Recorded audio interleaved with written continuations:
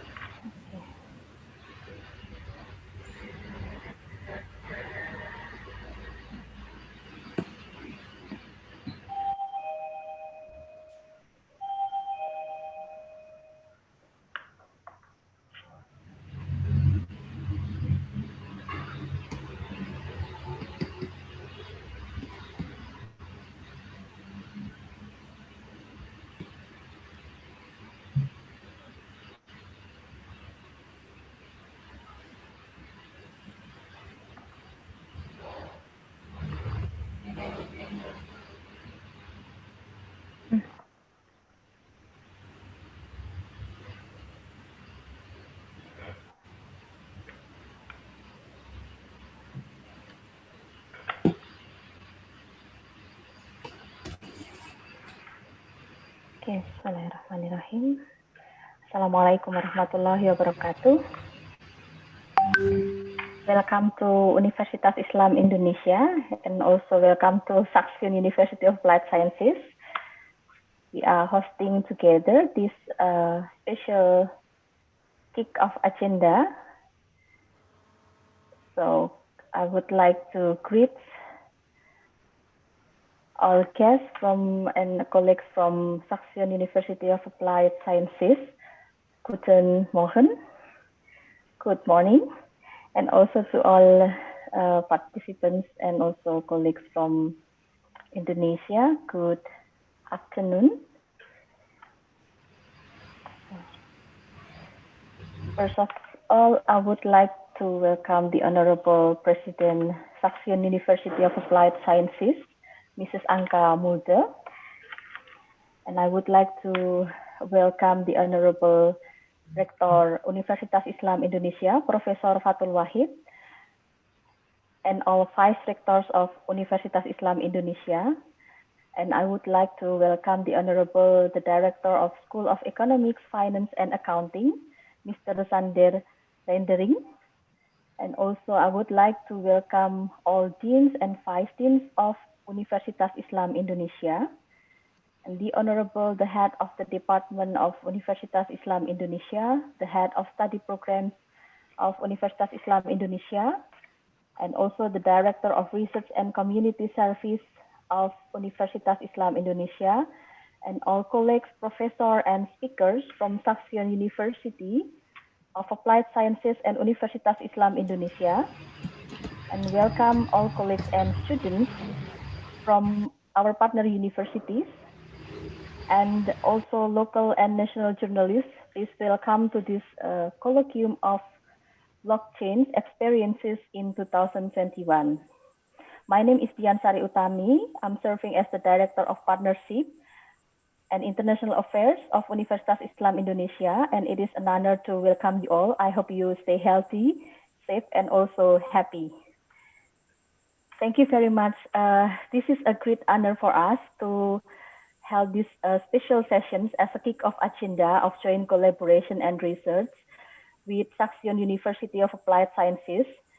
Actually, we have conducted this collaboration since 1 decade. And now we receive more than 700 participants, register more than 6 countries to join in this colloquium. So applause to all of you. Thank you very much for spending your time and energy to listen this sharing session. Thank you very much. So before we start it, I would like to show you the rules first. So this is the rules of colloquium participation. So please change your participant's name as follow.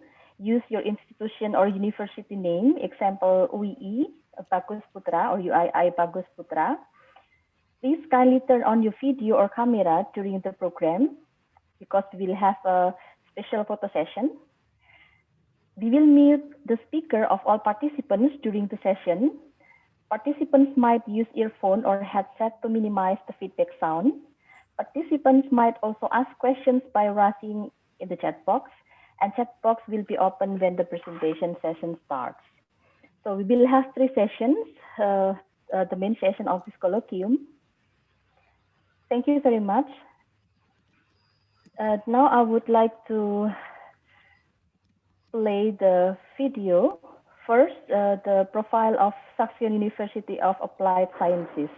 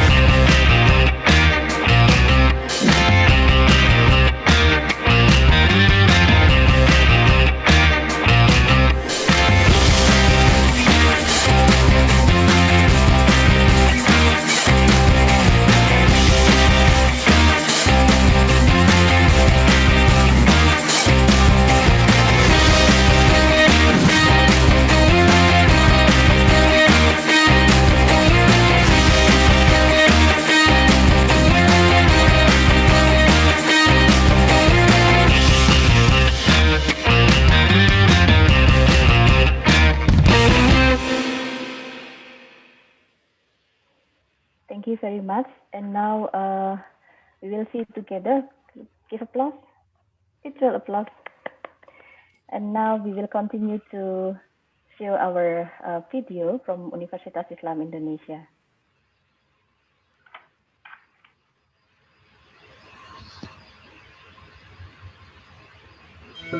From the foot of Merapi, together with the song of nature, sprinkled by a poem, the morning breeze wrapped in silence, and the dewdrops hanging from the grain of rice. There were new hopes scratched out. When civilization is designed, when the thought of horizon is stretched, when the pillars of knowledge are planted, and the dreams are intended.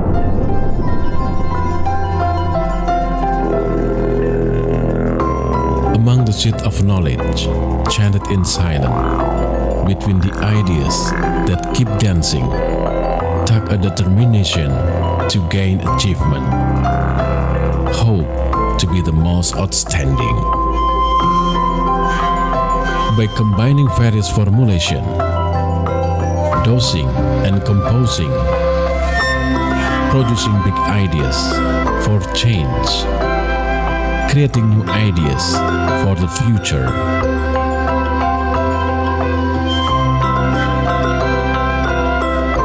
And here is a space to share life, exchange ideas, to shorten the distance, to cut the prejudices, to bring together various perspectives.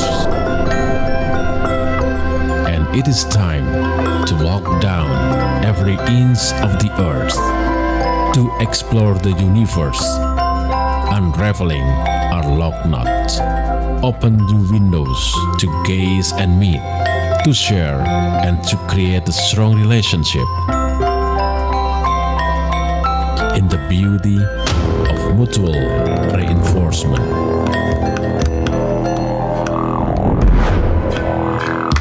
because there are always different desires, like the dots scrawled in pages full of stories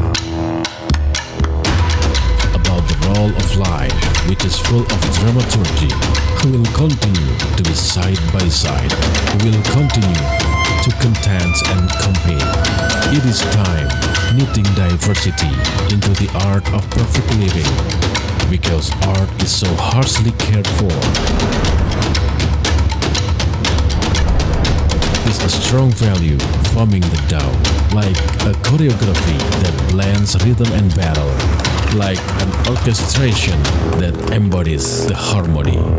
Selalu ada jalan untuk mengelola perbedaan.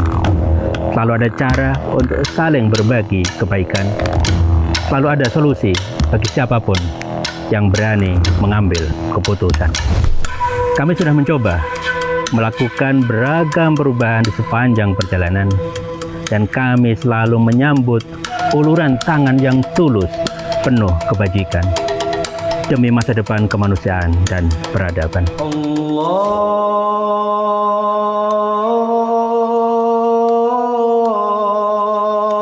Akbar, Allahu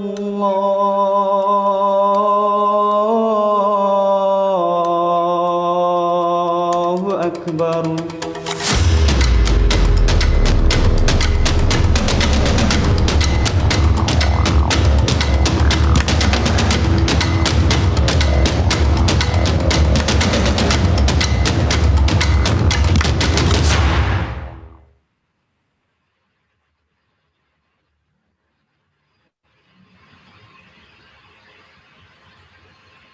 Thank you very much. So please applause for both universities. And we really hope that this kick-off agenda will strengthen our cooperation and collaboration in the near future. So I would like to continue and introduce Mrs. Ngok Ngo, the Manager Strategic Partnership from Saxion University of Applied Sciences. So please welcome Mrs. Ngok Ngo, and I will hand over to you, please. Hey, thank you, Dr. Dian. Good morning, Netherlands. Good afternoon, Indonesia. Selamat sore, ladies and gentlemen. My memory goes back to 2008 when I first visited Universitas Islam Indonesia to discuss cooperation opportunities. The first person I met was Dr. Wiryono. He was very enthusiastic about the partnering with Saxion University. Shortly after my visit, we started with a double degree program in urban and regional planning. 12 years have passed. Along with the development of both universities is the development of our partnership. Today, we are not only cooperating in student mobility, teacher mobility, and in one program, but in many programs such as accounting and finance, international business, textile technology, business engineering, chemical and industrial engineering, and etc.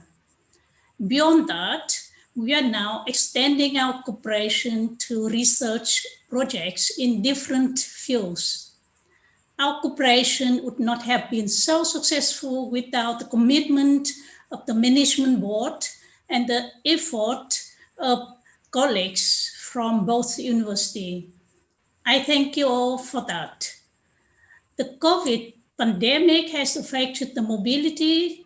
It does not allow us to exchange students and teachers physically, but a range of new technologies enable us to come closer together, and it opens up new ways of cooperation. Today's colloquium is a testament to the power of the new digital technologies. It is the first time that Saxion and UII co-organized an online colloquium, an endeavor of which I am proud to see it happens. The colloquium today will focus on digitalization and in particular blockchain and what it can deliver to change business. I consider this as just the prelude to a series of educational and research activities that both universities are committed to implement in the next phase. I'm very happy to invite Ms. Anka Mulder, the president of Saxon, to give an opening speech.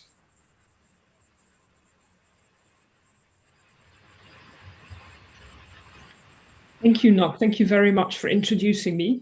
And thank you very much for inviting me to give an opening speech for this interesting colloquium. Professor Fatul Wahid, thank you very much for inviting me for this opening speech. Now, as you just saw in the video, Saxion University of Applied Sciences was set up in the 19th century, but in fact, we have a long, long history of knowledge, of science in one of our founding cities, which is Deventer. And that history goes all the way back to the 13th century, where Erasmus, the famous scientist and academic and thinker Erasmus, studied in Deventer. And now, of course, we're centuries beyond that, and Saxion has evolved into a very good University of Applied Sciences with many interesting international cooperation partners. And I'm very happy that one of our focus countries, Indonesia, that we have such a flourishing cooperation with the Universitas Islam Indonesia. So thank you very much for that. Perhaps a little bit more information about Saxion University of Applied Sciences, but I will be brief. Our university does not focus on fundamental science, it focuses on the application of things, both in education as well as research. And for education, that means that we work closely together with organizations and with business and jointly develop knowledge. We also focus on the application of knowledge that we already have to make businesses in our region, in our country, but in other countries stronger as well. With regard to research, the same is true. We focus both on key enabling technologies as well as on key enabling methodologies. And I think key enabling technologies may be quite familiar. They include subjects such as nanoscience, mechatronics, robotics, and material science. But key enabling methodologies, well, those are the methodologies, for example, in the economic domain. And blockchain, the subject that we are discussing today, could be an important one with regards to key enabling methodologies. Now, with regard to blockchain, I think our university is quite strong in that field. We have regular courses for our students on our campus on blockchain. We have organized a blockchain week for all those students who are interested in the subject, perhaps not only from the economic domain, but also students from various different courses.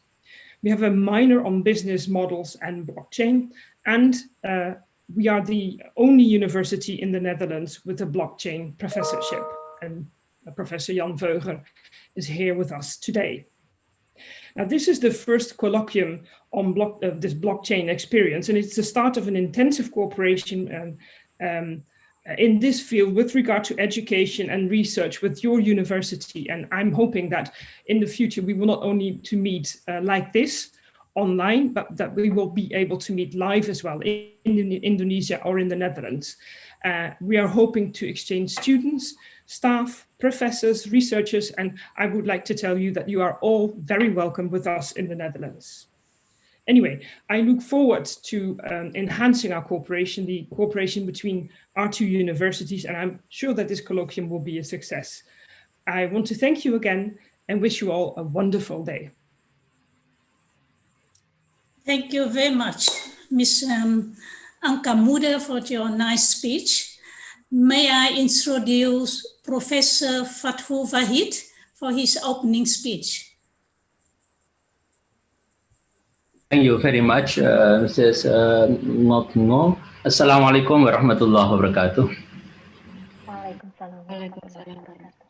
Good morning to our colleague from the Netherlands and from the European countries, and good afternoon to our friend from Indonesia and other Asian countries.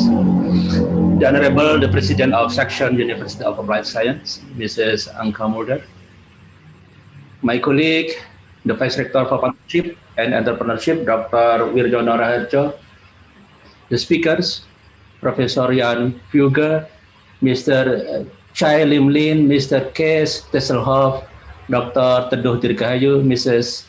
Arum Handini Primandari, Mrs. Tuti Purwaningsih, and Dr. Arif Bismadi.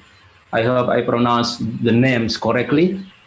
My colleague, the Director of Partnership of Universitas Islam Indonesia, Dr. Dian Utami, and the Manager of Strategic Partnership of Section University of Applied Science, Mrs. Ngok Ngo, and all the participants, around, I think already more than 500 participants joining our Zoom session today from more than 6 countries. Last but not least, our friend from the media, the journalists. It is an honor to me to welcome you all. I'm delighted to give this opening remark in this important colloquium jointly hosted by Section University of Applied Science and Universitas Islam Indonesia. To me, and hopefully to many of us, this colloquium is marking our friendship, our partnership between Universitas Islam Indonesia and Section University of Applied Science since more than 1 decade ago, as mentioned by Mrs. Ngok Ngo in the beginning. We have already maintained our collaboration through various joint initiatives, such as a dual degree program through 3+1 scheme, credited student academic mobility, and also staff exchange, including the participation of our professors from Universitas Islam Indonesia in the International Week program held annually by Section University. Hence, in this good occasion, I would like to extend our gratitude to Section University for your confidence you put on us, and I do believe this is an example of a fruitful collaboration. We have no other option in the future except maintaining and upscaling this good relationship. Ladies and gentlemen, during the COVID-19 pandemic, the situation is not always friendly to us. Indeed, it is challenging. The pandemic situation seems to have made the earth spin more slowly, metaphorically speaking. But fortunately, alhamdulillah, we have a magic weapon that can make it spinning in a normal speed or even faster, the information technology, IT. IT in the right hand is already proven as the life savior to a great extent during this difficult time. And today's colloquium is a good example. With the help of information technology, we can arrange a joint activity that a couple of decades ago, it was still fiction. I mean, nowadays, virtual seminars or the like became commonplace. And to a great extent, these virtual activities are already institutionalized as they are widely accepted without the debate and are no longer dependent to the authorities or the champion, a handful of actors. It already became a new culture that we should embrace whether we like it or not. So I also imagine that some technologies will also diffuse rapidly and become an integral part of our daily life. I can mention here another example, including electronic money, which in the beginning of 2000s, it was still an unproven conceptual model. But now it has revolutionized the economic activities in various forms, such as crowdfunding, sharing economy, and also e-commerce marketplaces. Hence, it is not a daydream when I do believe that when the time comes in the near future, the blockchain technology will be used more widely in many human activities in various business processes.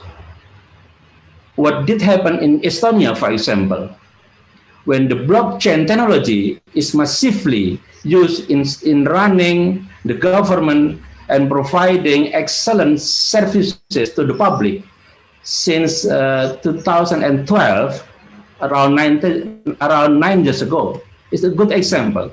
This is why PricewaterhouseCoopers, PwC, one of the world's leading consulting firm, released a report entitled Estonia, the Digital Republic Secured by Blockchain in 2019. The blockchain technologies are already used in managing, securing, and maintaining data integrity. That data integrity in healthcare, property, business registries, digital court system, just to name a few. What we are obliged now is to make sure that the development of technology should leave no one behind. It should be inclusive and beneficial to as many people as possible. No one will be marginalized, and it only happens when the technology meets ethics.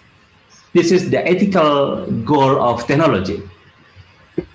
But I think the time does not allow me to keep talking. I should stop here and let the colloquium start soon. Thank you very much. Dankjewel en tot ziens. Wassalamualaikum warahmatullahi wabarakatuh. Waalaikumsalam warahmatullahi wabarakatuh. Thank you very much, Professor Fathul Wahid, for your very nice opening remarks.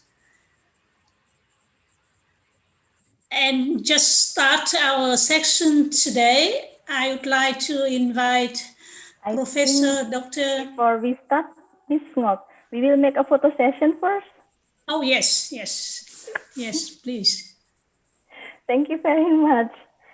So please turn on your camera and we will make photo session. Usually we make it in a big hall, but now we make it virtually. So,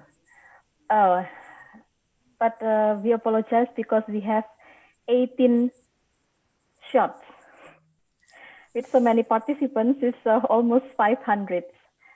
So I will,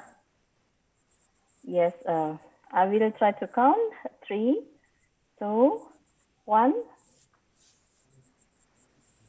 Second, 3, 2, 1. Third, 3, 2, 1. Please give your best smile. Fourth, 3, 2, 1. Fifth, 3, 2, 1. Okay, 6. Okay, 7, 8, 9, 10, okay, 11, 12, 13, 14, 14, almost done, 15, 17, and the last one, 18. Thank you very much. Thank you, Dian. Thank you, So Dr. I will Dian. over to you, Mrs. Ngok. Or should I? Yes, please introduce Okay, the session. thank you very much. And I would like to introduce Professor Jan Voike, the head of the research team from Saxion University, and he will moderate for the first session. So please, Professor Jan, the screen is yours. Okay, thank you very much, and nice to see you this way. The first section, we have two presentations, two colleagues. We will start the first session and the first presentation. And the first presentation will be done by Chai Lin Lim. And can you show me the screen for the introduction? This is Chai Lin Lim, lecturer and also a PhD candidate. He did his education at the University of Amsterdam, his bachelor, and his master at the University of College of Dublin. He has some experience. His experience is about the exchange program of the University of Macau. He is a visited student of the scholarship of Mrs. University, also has experience as a junior site score developer at Eneco, it's about energy, and technical integration specialist of e-commerce and European merchant services. He's also a co-founder of Syria. Chai, may I give you the floor for your presentation? Yes, thank you very much, Jan. I hope that the operator would show my PowerPoint. So can you please show up my presentation?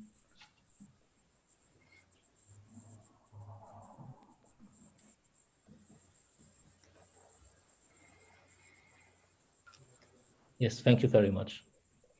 Okay, so the topic of my talk today is about how we can use blockchain, and especially blockchain censorship resistance attribute, to safeguard online expression. Can you go to the next slide, please? And continue. And continue again. So the content of my presentation today starts with some censorship problems on the internet. So after describing this, it becomes more clear why we need or why we should use blockchain to defend freedom of speech. After this, I will try to defend freedom of speech from a natural rights perspective. And I will do so using the philosophy of John Locke, who was a 17th century philosopher. After that, I will show you why blockchain is fairly suitable to safeguard online expression. Unfortunately, I don't have a lot of time to talk, so I won't be able to discuss how a blockchain-based platform could look like that can safeguard freedom of speech. But I hope that maybe if you have some questions during the Q&A session, that I can dig into this a little bit. To the next slide.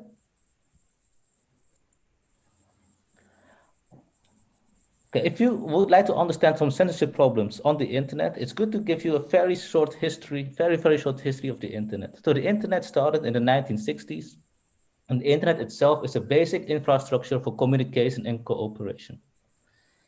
It was used for researchers who, separated by distance, could work together on a certain project. And then in 1989, 1990, we had this big leap forward on the internet. It was Tim Berners-Lee who invented the World Wide Web. So he invented the technologies that we use nowadays, which is HTML, which is the technology we use to create web pages and a web browser. And the internet itself can be seen as a very important application. I mean, the World Wide Web can be seen as a very important application on top of the internet. But this World Wide Web was still a one-way of communication mostly, and the websites were very static. And I say it's a one-way communication because people went to the World Wide Web to become a content consumer. People didn't really use it as a means to produce their own content. But then in the 2000s, we had the evolution of the web, which we call Web 2.0. So within Web 2.0, new applications emerged like social media, YouTube, Facebook, Twitter. Within Facebook, you can create your own posts. So you are not only a content consumer, but you're also a content producer. And this new version of the web is much more dynamic, but it suffers from a few things. One of the things it suffers from is low media quality, low quality of media, centralization, censorship. You've probably heard of President Trump, or previous President Trump, who was censored or who was banned from Facebook or Twitter and other social media platforms. This is only possible because in this Web 2.0, big tech companies, they still hold so much power over who can access the platforms or not. In other words, it is still a very centralized business model. And content producers are not fairly rewarded for their content contributions. If we write something on Facebook, Facebook can use our data and they can maybe sell it to advertisers and earn money. They can channel billions of USD to the shareholders. But we who are producing the content are most of the time not really rewarded at all. And so there's a new movement to upgrade the web. And this new movement tries to create a Web 3.0. Within Web 3.0, users own their own data. Content is much more personalized. We can use AI and other technologies to make content much more personalized. We can use blockchain to make content more decentralized so that we can store the data on a multitude of computers that it becomes almost impossible to censor. So now I have discussed the problems of Web 2.0 and why we should go to Web 3.0. I would like to give a short defense of freedom of speech. And my argument runs as follows. It's set up deductively, and it starts with the facts. This is what you can argue about, of course, but this is what John Locke says. He says that people have the right of self-ownership, and it's based on his natural rights philosophy. Because we own ourselves, it means we also own our bodies, we own our minds, and we use the mind especially to formulate expressions, to formulate opinions about the world we live in. Can go to the next. So if people have the right of self-ownership, they also have the right of voluntary association and freedom of speech. With voluntary association, I mean that we can choose with our own bodies and our own minds to which group we would like to belong. If we don't like to belong to a particular group, we have the right to secede from that group. So from this right of self-ownership, we also have the right of secession, which in itself is very important because through the right of secession, we can deal with the reality of value pluralism. What I mean with value pluralism is that we live in a society of plural values. Everyone has their own ideas of what is good, what is wrong. And because sometimes our value conflict, it can be a source of social conflict. So some way, and I think this is a very good way, albeit not perfect way, to deal with this potential social conflict is the use of a participatory democracy. Okay, please go to point number 4. And if people have the right to self-ownership, they also have the right to keep the fruits of their labor. And then the last point is that in support of the rights mentioned above, people should uphold the principle not to aggress on these rights, which we can call the non-aggression principle. So this is in short a very important defense of freedom of speech by John Locke. Now, how can we use blockchain to enhance freedom of speech? Can you go to the next slide?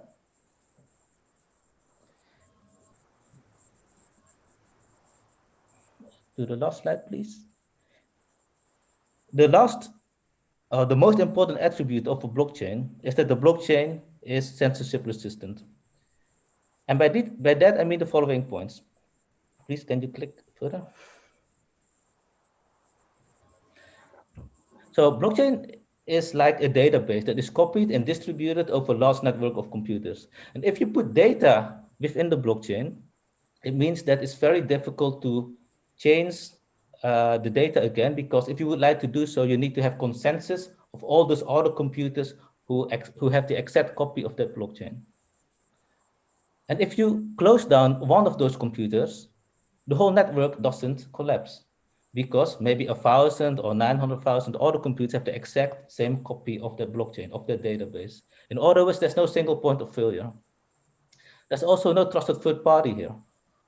If you look at our current business model of social media, we can, for example, say that if Twitter wants, they can remove me from they can remove me from accessing the platform. In other words, they can censor me from speaking out my own mind on their own platform. Within blockchain, there's no trusted third party. There is not a single party who can control the network.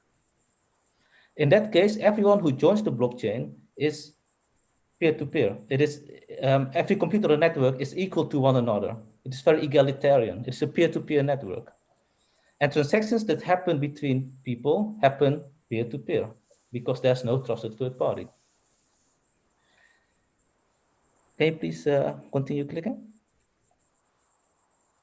And the last 2 points is to say that data is immutable, data is timestamped, and we can use an incentives mechanism on a blockchain to incentivize people to create good content. You can, for example, do so through coins. If you, for example, look at Bitcoin, within Bitcoin, whenever you are a miner and you show very good behavior, you can earn 6.25 Bitcoin for producing a valid block. That 6.25 Bitcoin is right now very valuable, maybe 300,000 USD. But we can also use a coins incentives mechanism on a blockchain to reward people for producing the right content or producing high quality content. This is, in short, why blockchain is very important and how we can use it to extend its censorship resistance attribute to freedom of speech. Unfortunately, I don't have the time to discuss you how this platform looks like. Yeah, that's all. Thank you very much for your attention. Okay, thank you very much for your presentation, Chai Lin. We're now going to the second presentation, and then we go to the question and answers about your presentation, Chai Lin, and also about the presentation of Kees Tesselhoff. I will introduce you to the second presentation. It will be done by Kees Tesselhoff. Can you show me the sheet with his CV, please?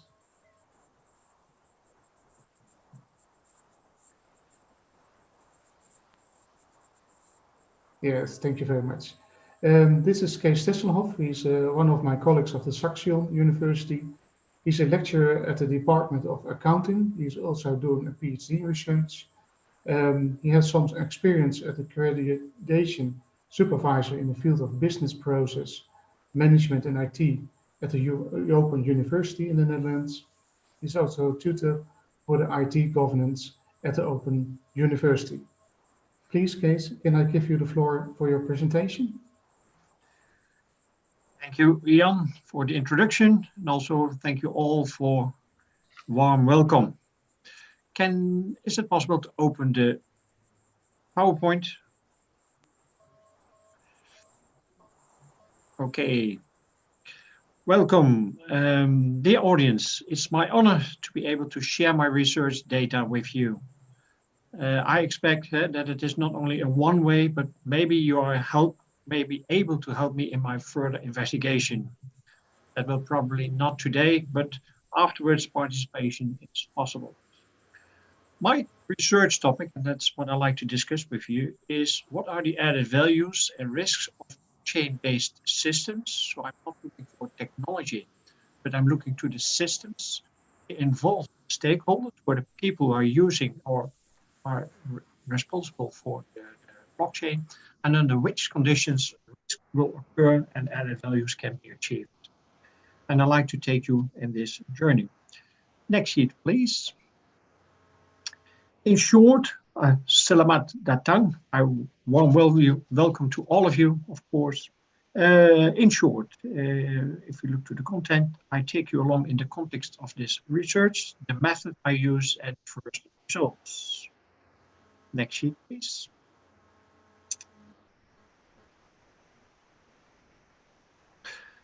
Okay, managers. Managers within organizations are looking for reliable data and information to be able to make decisions that help to achieve the goals set. The more effective and efficient that happens, the happier everyone will be. In this quest for data and information, managers depend on two elements, people and systems. If we look to the first element, the people.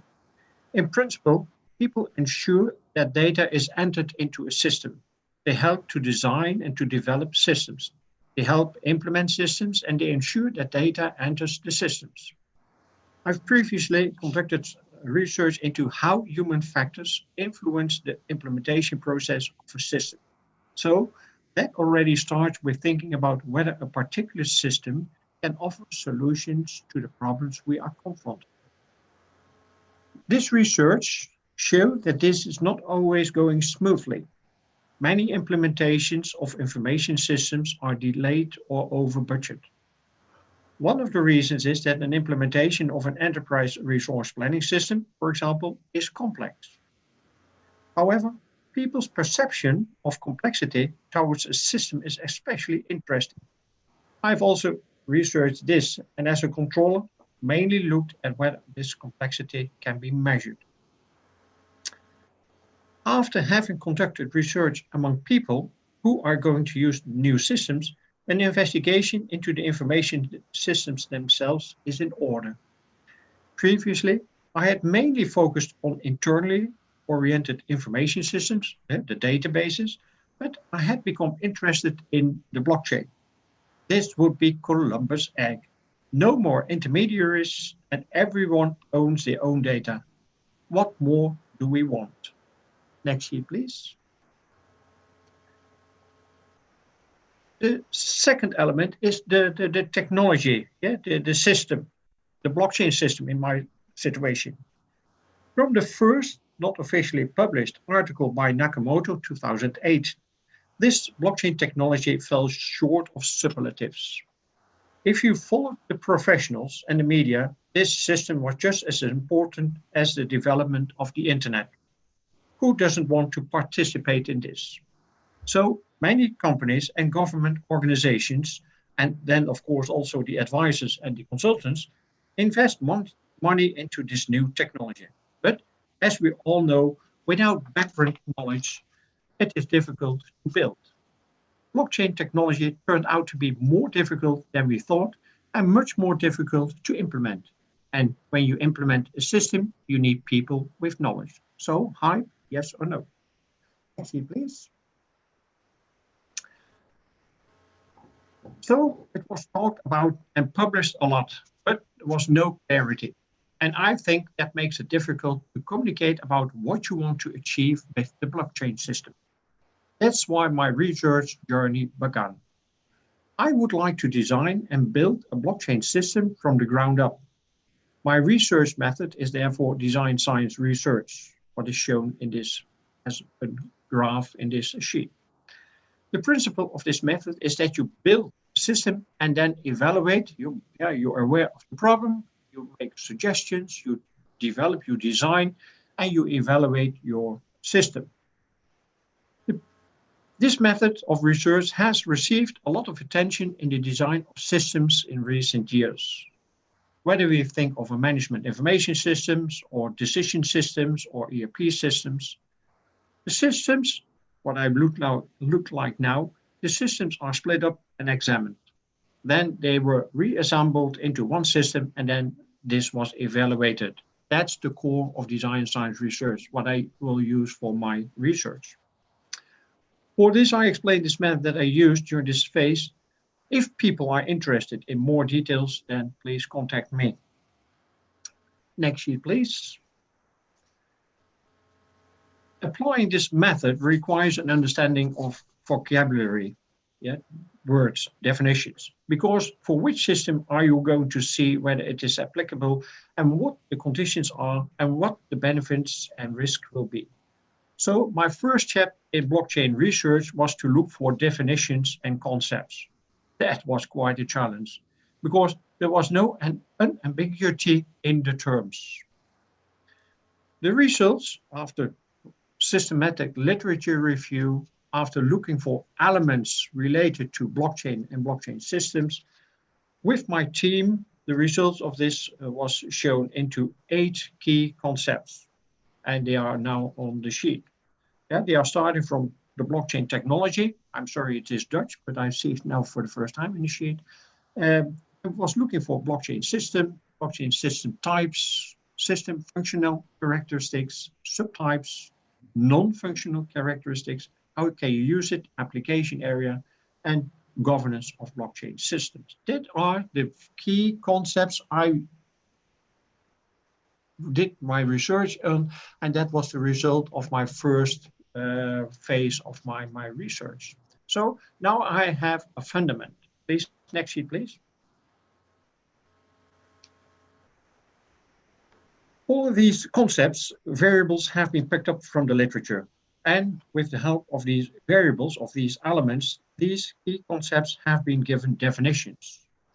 I would like to share you two examples of variables from which the definition has emerged.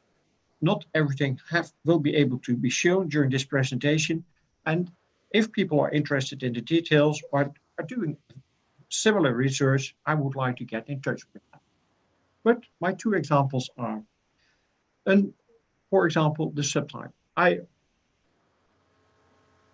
The variables shown are not all the variables I have found in the literature, but I will show you how it works. I read an article, I read an article, and I came across some elements, and then with the team, during sessions, we say, okay, these belong to blockchain subtype, those belong to blockchain system, etc.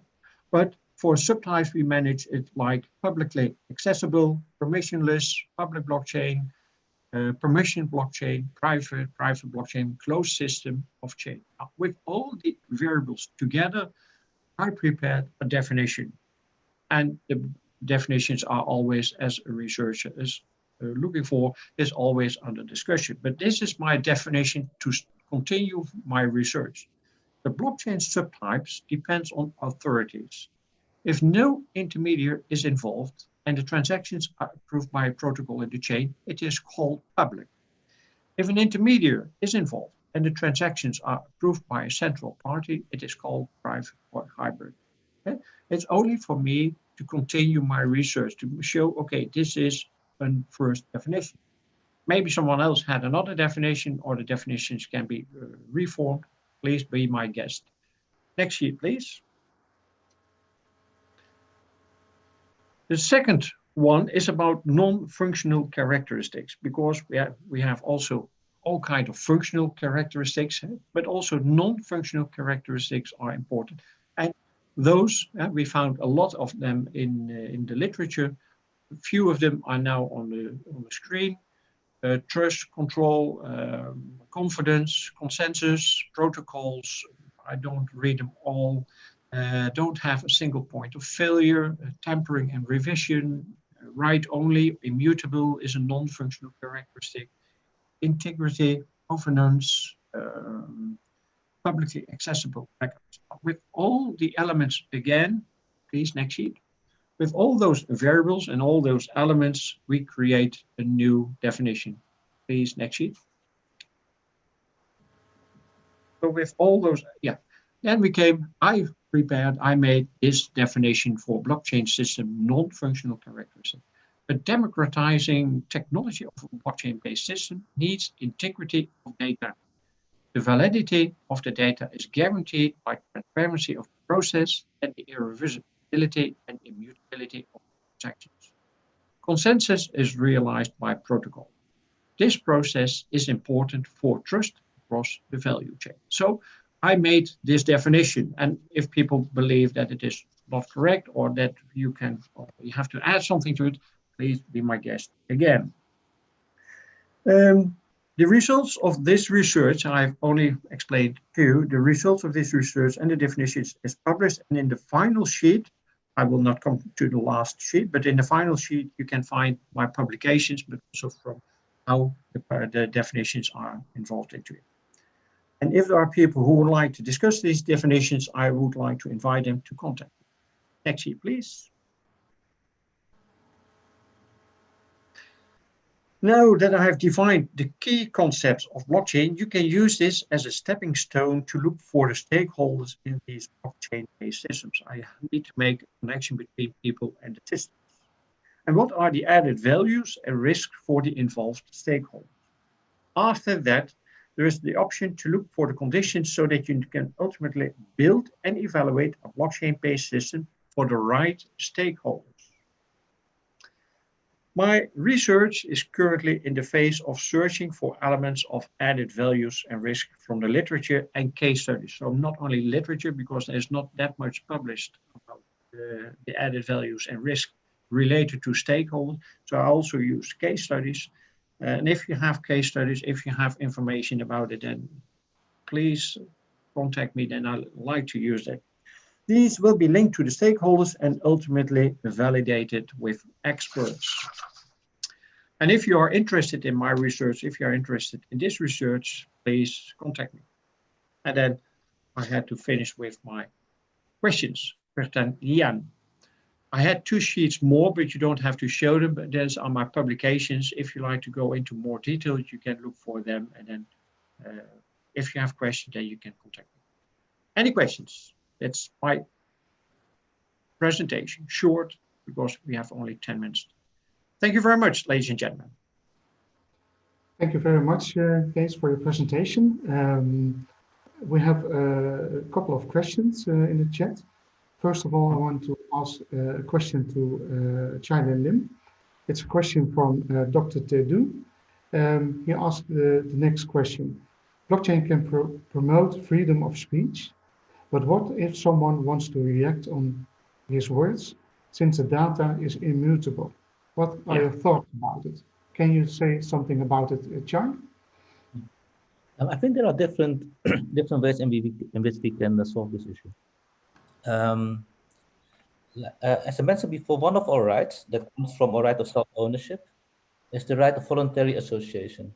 So what you can say is okay, this is my own social media platform. You can write anything you want on it, but you need to abide to the rules of this platform. But in this case, you need to consent that you abide to the rules of the platform itself, right? So if the platform says that you are not allowed to say this, or some things that you say, and that is not in line with our community rules, we can still censor. I think that is fine as long as there's consent between the content producer and the content publisher. A second solution, which is I think more beautiful, is not to make use of public blockchains, or how do I say it? Is to make use of blockchains that are privacy preserving. So one of the reasons why I think the blockchain is not widely adopted yet is because most public blockchains are very open. Anyone can look into the data of the blockchain. But what if we can have a blockchain in which you can control the viewing keys, and you can use this viewing key to determine accessibility of data that you put on the blockchain? In that case, you can make it private or not private, depending on your own goals and who you would like to show it to. Unfortunately, the second solution is still very new, and I hope that in the next few years we are able to see this solution come up and be released. Okay, thank you very much, Chai. I also have a question for Kate. Where do you think that we are at the end of 2021 with your research? At the end of this year, I believe I found the elements of risks and added values, and that we combined them, connected them with the involved stakeholders. So the first framework will be then available. And then I hope I can validate this with the experts in the field. So make sure that it is not only an academic paper, but also it can be used by the experts in the field. And then we have definitions, then we know what kind of systems we have, in my opinion, and then we connect them with the risk and added values. That will be probably at the end of the year, and then can be validated with the experts. Okay, thank you very much. When I look at the schedule, we have to go on. Thank you very much, Chai and Stefano, for your presentation. I will answer the question of Fatou Wahid by mail. Yeah, I received the mail and I will answer that. Yep. So okay. Mr. Fatou Wahid get his response by mail from me. Okay, thank you, Kees. So we have closed the first session, and then we go on to the session 2. And I will give the floor to Dr. Raden Tedu.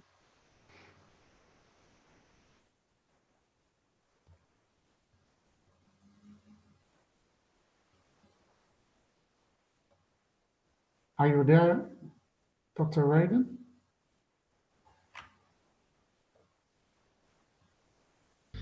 Sorry, I forgot to unmute my my Zoom. Okay, thank you, Professor Yan. We are now getting into our second session, the presentation, and there will be two speakers. The first one is Professor Jan Vogel. Please, the curriculum vitae, please.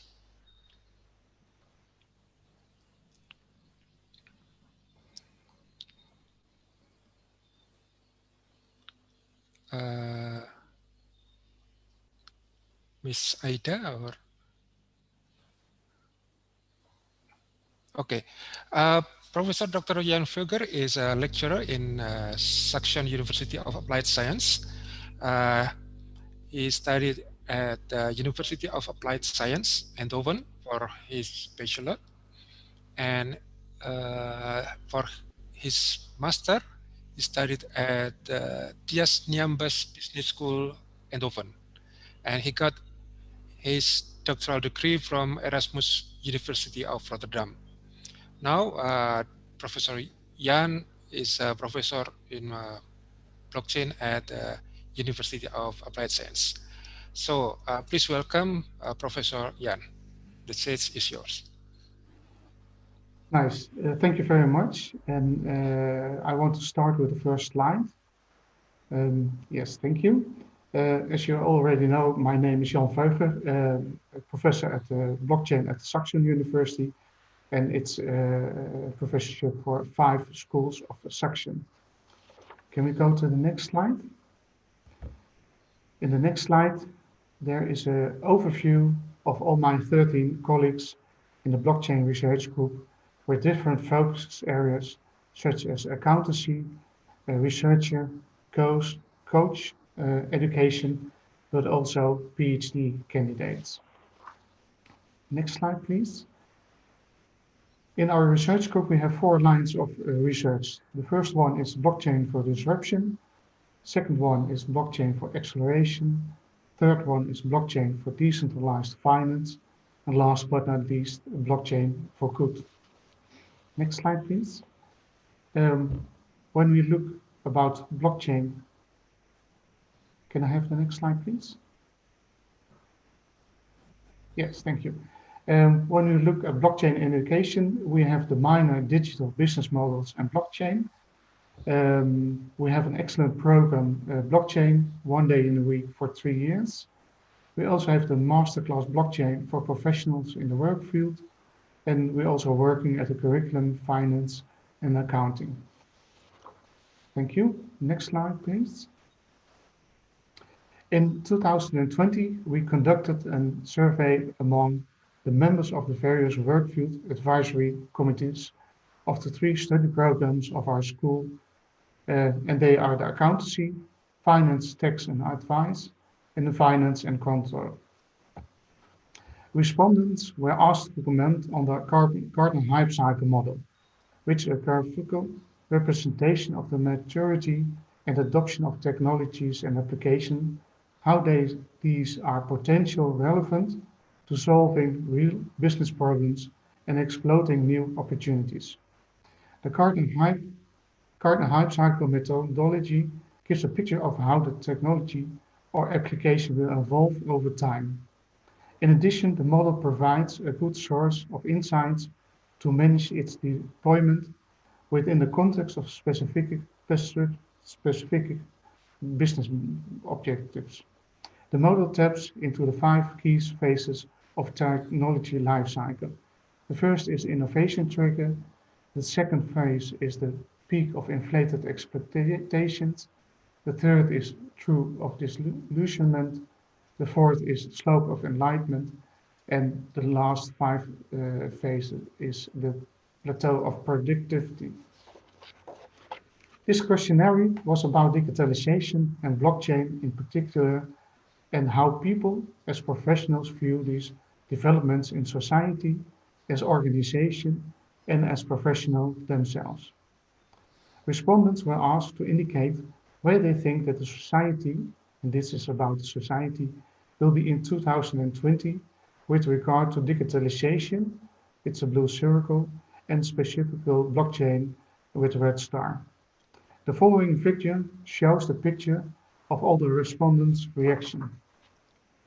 This picture shows that 3 out of 14 of the respondents see a potential breakthrough in the technology. 5 of 14 see that some companies take action and many do not. 2 out of 14 see more companies financing pilots and that the conservative companies remain conscious. And 4 out of 14 see the broad applicability and relevance of the technology in the market. Looking at the development and potential breakthrough of blockchain, it's 10 out of 13 of the respondents. We see that it lags far behind the developments in society and in the field of digitalization. Can I have the next slide? Yes. This picture shows that the respondents of the majority of 6 out of 13 more companies are financing pilots and the conservative companies remain cautious. You have to notice that this is about the organization, it's the state of affairs in the organizations and within blockchain.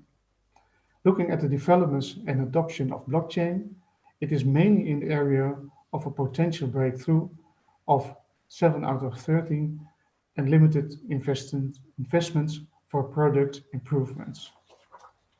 Next slide, please. Yes. Oh, sorry. One back, please. Yes, thank you. And this is about the picture of the states of organization and as an official within blockchain. This picture shows that of the respondents of the majority of 6 out of 14, more companies are financing pilots and conservative companies remain cautious. And 3 out of 14, the broad applicability and the relevance of technology is clearly bearing fruit in the market. Together, therefore, 64% of the respondents were found to be very positive about where they stand in a relation with digital developments.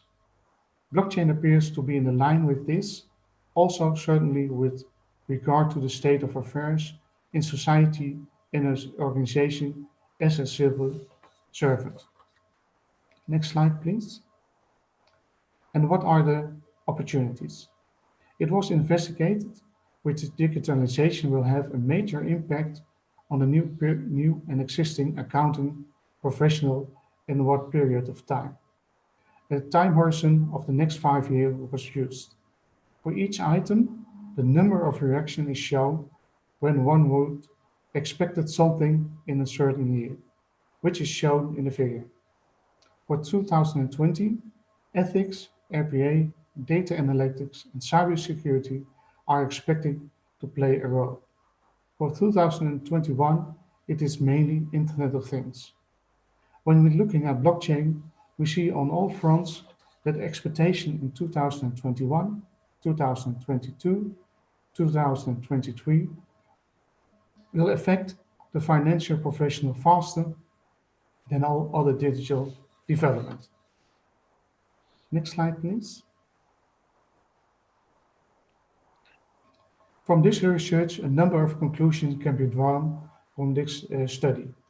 First of all, we have come across a positive attitude of the financial professional with regard to the state of affairs and digitalization and blockchain. Second conclusion is attention for soft skill was, is, and remains a point of attention for both organization and education. And 3, the working environment is slowing down the evolution towards digitalization and blockchain. Can I have the next slide? Yes, thank you. If you are interested in reading the entire study, you can download the accompanying article for there. You see it below in this sheet. Next one, please. The survey will be repeated this year. Its content and target groups expanded to 116 international organizations the SRA, Network of Organization of Independent Accountancy Firms in the Netherlands, the Workfield Committee's School of Accounting and Finance of Saxion University of Applied Science. We also want to do it with the NBA, the Royal Netherlands Institute of Chartered Accountants. We also will do it with the members of Controllers Magazine in the Netherlands, and maybe your organization and or professionals of your association, and we can do it with it this way, with research for each section in relation to other target groups. Next slide, please.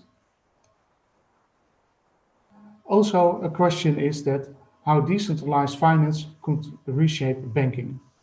We are currently working on a toolbox and an e-book on decentralized finance, DeFi. The expectation is that it will be ready around the summer of 2021. We made an open platform with 80 students from 9 courses and 9 professional products. It's about an advisory reports, presentation, pitch films, and manuals. We will share this knowledge with you in the next joint conference. Can I have the next slide, please? Yes, thank you. We have launched the first Bitcoin SV massive open online course, which is free to join.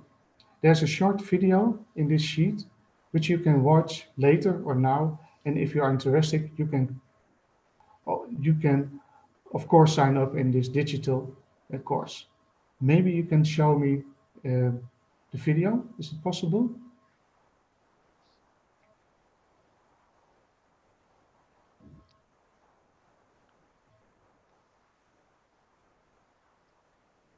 No, it's not working. Okay, then we go on with this slide. We had at the beginning, as mentioned before, of 2021, the blockchain week. In this overview shown, you can see the number of participants in the blockchain week 2021, as well as links you can use to look back at the different sessions. And last but not least, the next slide. I would like to let you know that we are planning to hold a third International Blockchain Week in early 2021. We may invite you to join us later. Thank you very much for your attention. This was Okay, my... thank you, Professor Jan. And we are now go to the next speaker. We will have Ms. Arum Handini Primandari. Please, the curriculum vitae, please, Ms.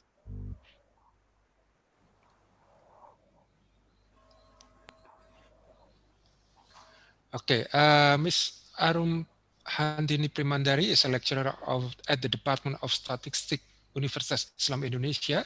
He got her bachelor degree from Universitas Negeri Yogyakarta, and she got her master degree from Universitas Gadjah Mada. His research or publication, to name a few, is an empirical study in forecasting Bitcoin price using Bayesian regularization neural network, building an initiation of financial reporting system using blockchain and classification analysis to financial distress, and the third one is an alternative forecasting using hot winter damped trend for Soekarno-Hatta Airport passengers volume. Please welcome Ms. Arum Handini Primandari. The stage is yours.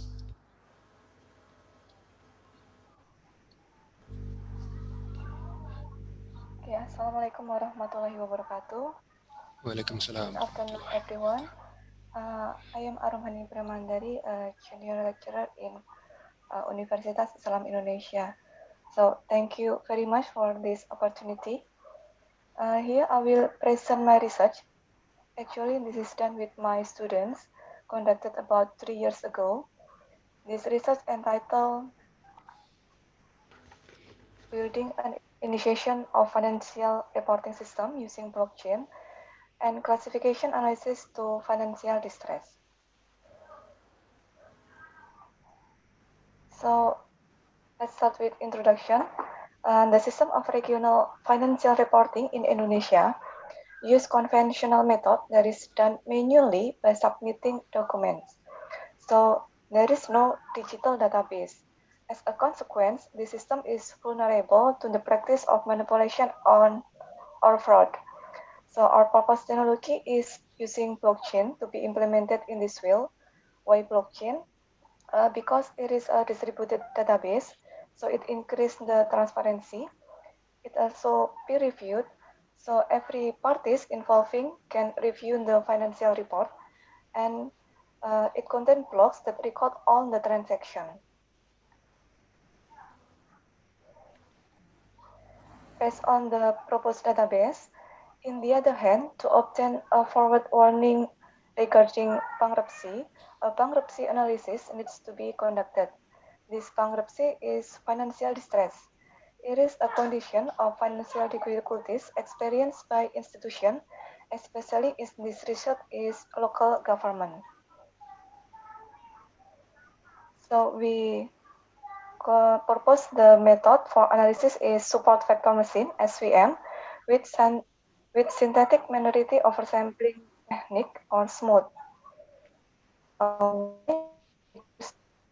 Because the data is non-linear and we have the unbalanced data. This is the data area. Data is the district budget realization report in the province of Aceh in 2014 until 2017. The source of the data is from Central Bureau of Statistics, Aceh. So the variable is the dependent variable on the target variable is financial distress, yes or no, regional experience financial distress. And this financial distress or Y is a condition in which a company or individual cannot generate sufficient revenues or income, making it unable to meet or pay its financial obligation. And this is the independent variables. We use 5 independent variables like fiscal decentralization for X1, effectiveness ratio of PAD, expenditure efficiency ratio, regional financial efficiency ratio, and capital expenditure efficiency ratio. And all of them is in the ordinal scale. So the formulation table is here. Actually, we transform the data scale from ratio to ordinal by following some regulation. For example, for fiscal decentralization or X1, this is the criterion. If the fiscal decentralization is between 0 to 10%, then the criterion is very poor. And this criterion based on the criteria by Research and Development Agency of Ministry of Home Affairs, Badan Litbang Departemen Dalam Negeri, and the Faculty of Social and Political Science UGM. The research flow is here. The steps are divided into 2 main cores. And the first one is the building blockchain prototype or miniature. So in this step, we design the blockchain user interface using a website, and we build the blockchain system, use Python programming in the computer localhost. The second one is the classification analysis, data splitting, and we perform smooth for balancing the imbalanced data sets, and we perform the classification analysis using SVM. In the end, we interpreting the result.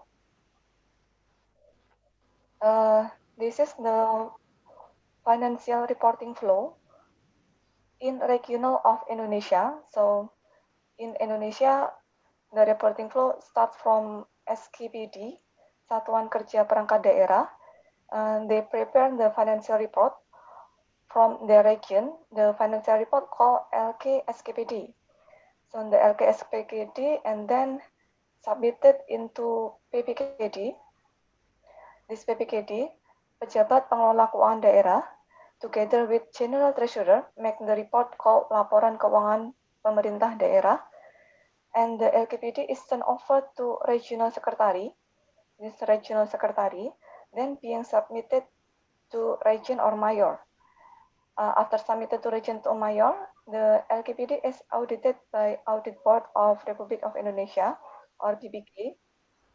And then after being audited, the LKPD is sent back to region and DBRD. Our idea is like this. So we want to build the block and the blockchain, and the block creates by institution when they already make or want to edit or want to review the financial report. And this institution then send the financial report to the other institution following the financial flow. And or by simply, we want to build a financial report annually. So this block contain a financial report, but this report is report that has been audited by BPK or at least finished by a region or major. In this every block they have a hash value. It is like a unique ID or fingerprint from the block.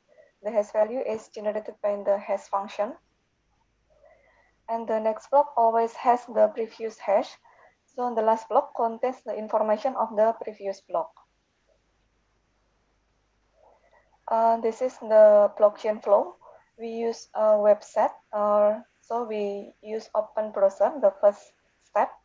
Open the browser and then fill out the recipient or institution address, and then put a block contain a financial report data, and then block verification. Is the block valid? Yes, and not valid, finish. The blockchain involving in the financial. The rule of financial report is the block is built when financial reports are completed, and then each node have both public key and private key. And the order of building block for financial reporting is determined based on the government regulation set in the financial report flow. And the verification is done by checking the validity of digital signature. And then each node registered in the system keeps a copy of financial statement data in the database. This is the overview of the blockchain as smart contract of financial reporting system. The name is financial report transfer. Send a report of budgeting and realization. The input variable is address of the institution and the variable of report. And this is the variable of financial report, identity of financial report, regional income, original income, and so on. The output variable is the financial report assigned from A to B.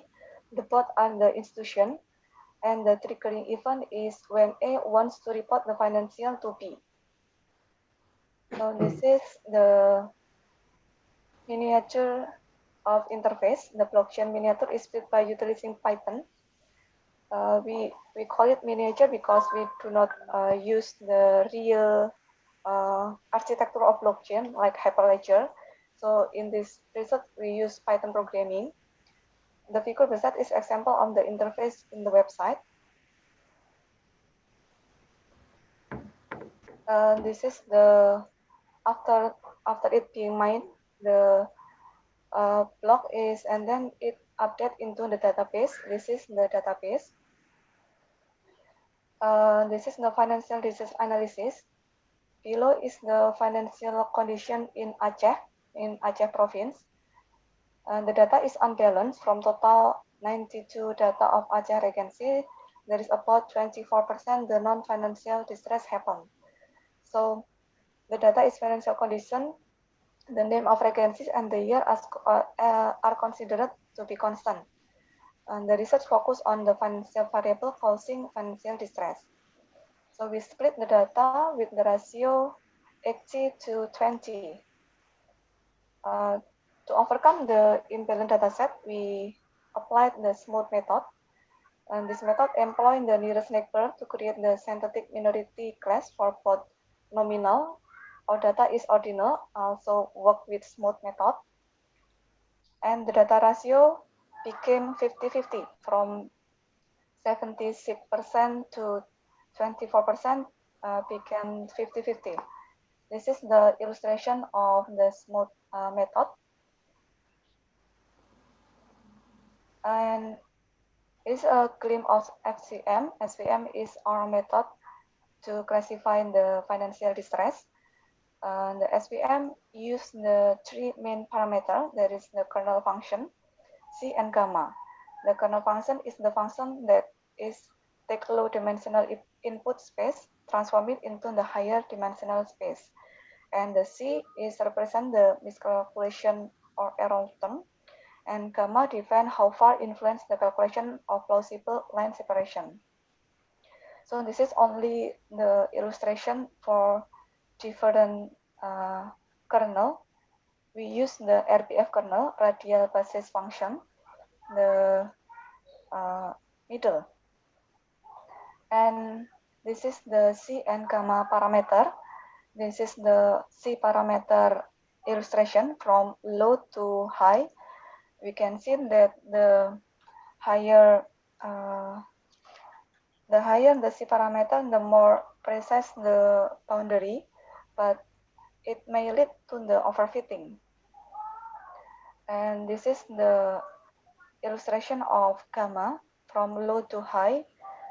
So the higher the gamma parameter, the less point considered in making boundary. We can see that when we have the gamma is 50, the boundary is very strict.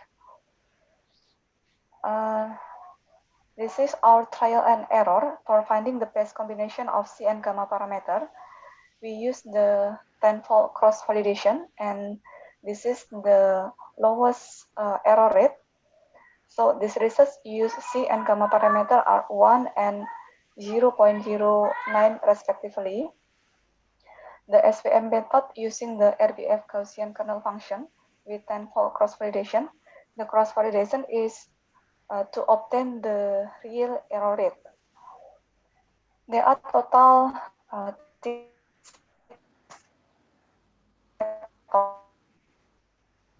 where the financial distress, financial distress. This is focus on the testing and the result, the green one.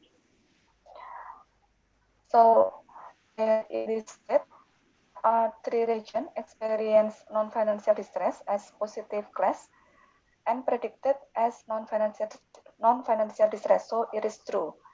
And below, and this is there is one region experience non-financial distress, but predicted as financial distress. So only one case. But in this research, we consider that it is more fatal to have a region experience non-financial distress but predicted as financial distress or false positive.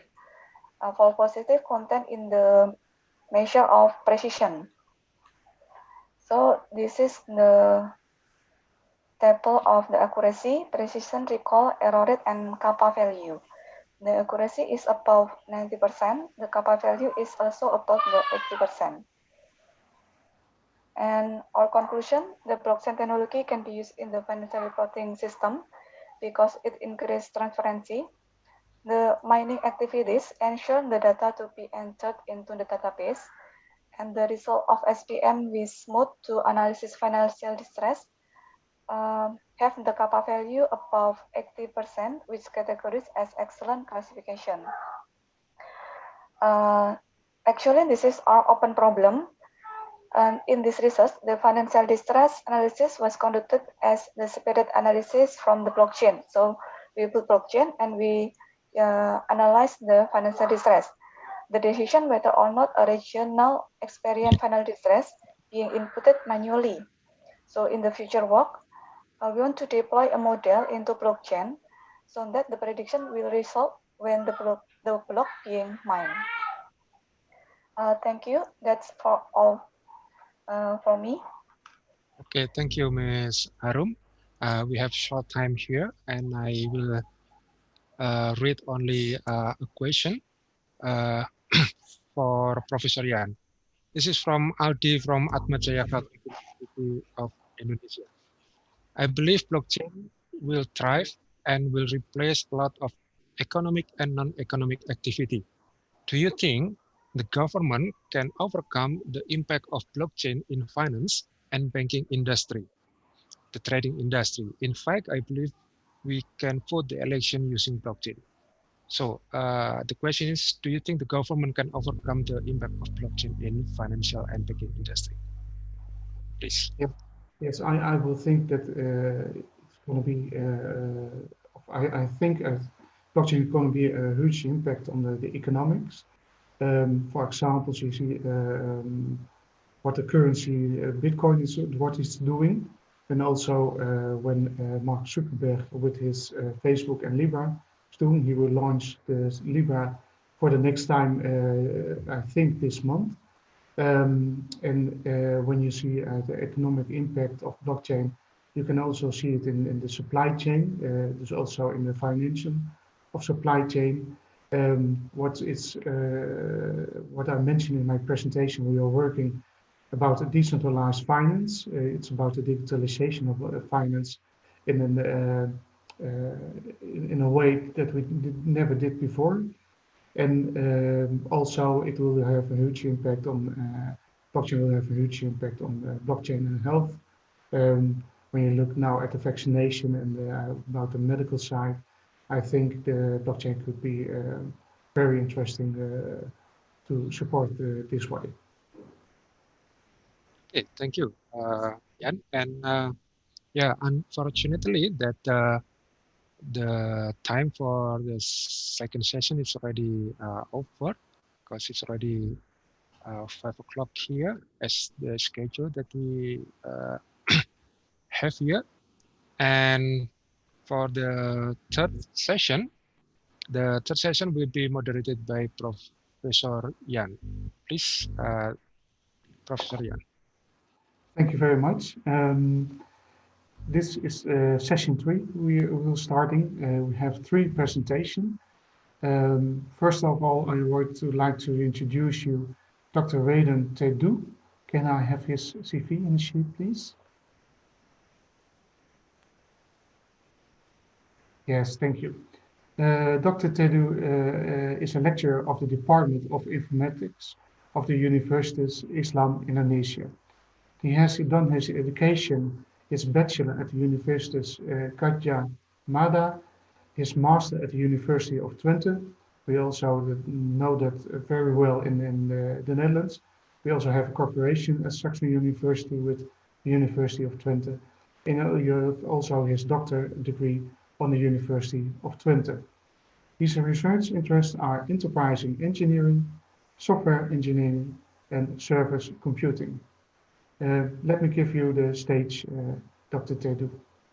Okay, thank you, Jan, and I will share my own presentation.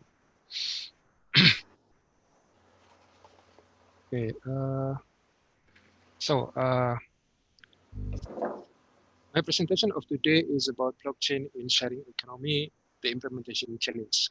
I prepared this presentation with Dr. Irving Paputungan, also from Department of Informatics, Universitas Islam Indonesia. Okay, the outline of my presentation is I will give short introduction about sharing economy and blockchain and decentralized application. And then I will talk more about implementation challenge. So what is sharing economy? I think we already know, experience with, have an experience with sharing economy, but by definition from Manuel Trans et al., sharing economy is a socio-economic model based on the sharing of resource that enables access over ownership. But then the sharing can be for free or for a fee. I mean, you can make money from that. And well, it can be shared. You can share for temporarily or even for permanently. Well, in this case, you can say that you sell your resource to somebody else. We'll take a look a brief about the history of sharing economy. Sharing economy, or SE, can be traced back to ancient time in sharing among close kin, family members, and friends. In early 2000, in response to growing salience of natural resource constraint, society started to utilize the internet to increase efficiency by linking the online and offline world, and sharing economy become one of this initiative. And the practice of sharing economy in its origin was believed to be not for profit initiative. That's what I want to emphasize, such as coach surfing and free cycles. And then now it has gradually grown into a big business model by taking a fraction of sharing fees such as Uber and Airbnb. And this is some example that I believe that we are already familiar with. For transportation, uh, we know Uber, Grab, and in Indonesia we know Gojek. For hotels, we know Airbnb, or now in I think in Asia, Oyo and Red Doors is very popular. And in education, we know Coursera, Udemy, and in Indonesia we have Ruang Guru, for example. And this this is about sharing. I mean, in education, if some faculty or professor have some spare time, then he can use his spare time, this resource, to teach in the Coursera or Udemy or Ruang. So then people start to develop digital platforms. Digital platforms are to introduce as the intermediaries between participants, which are the providers, or for example the the vehicle owner or the hotel or the room owners, and the consumer, for example the tourists or the people that need or the travelers.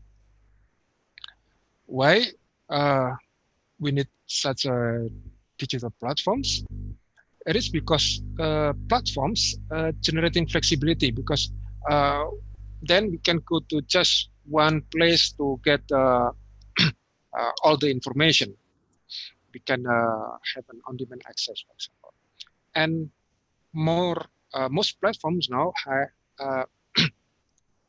provides a feature of for matchmaking, filtering, evaluation, surfing, etc.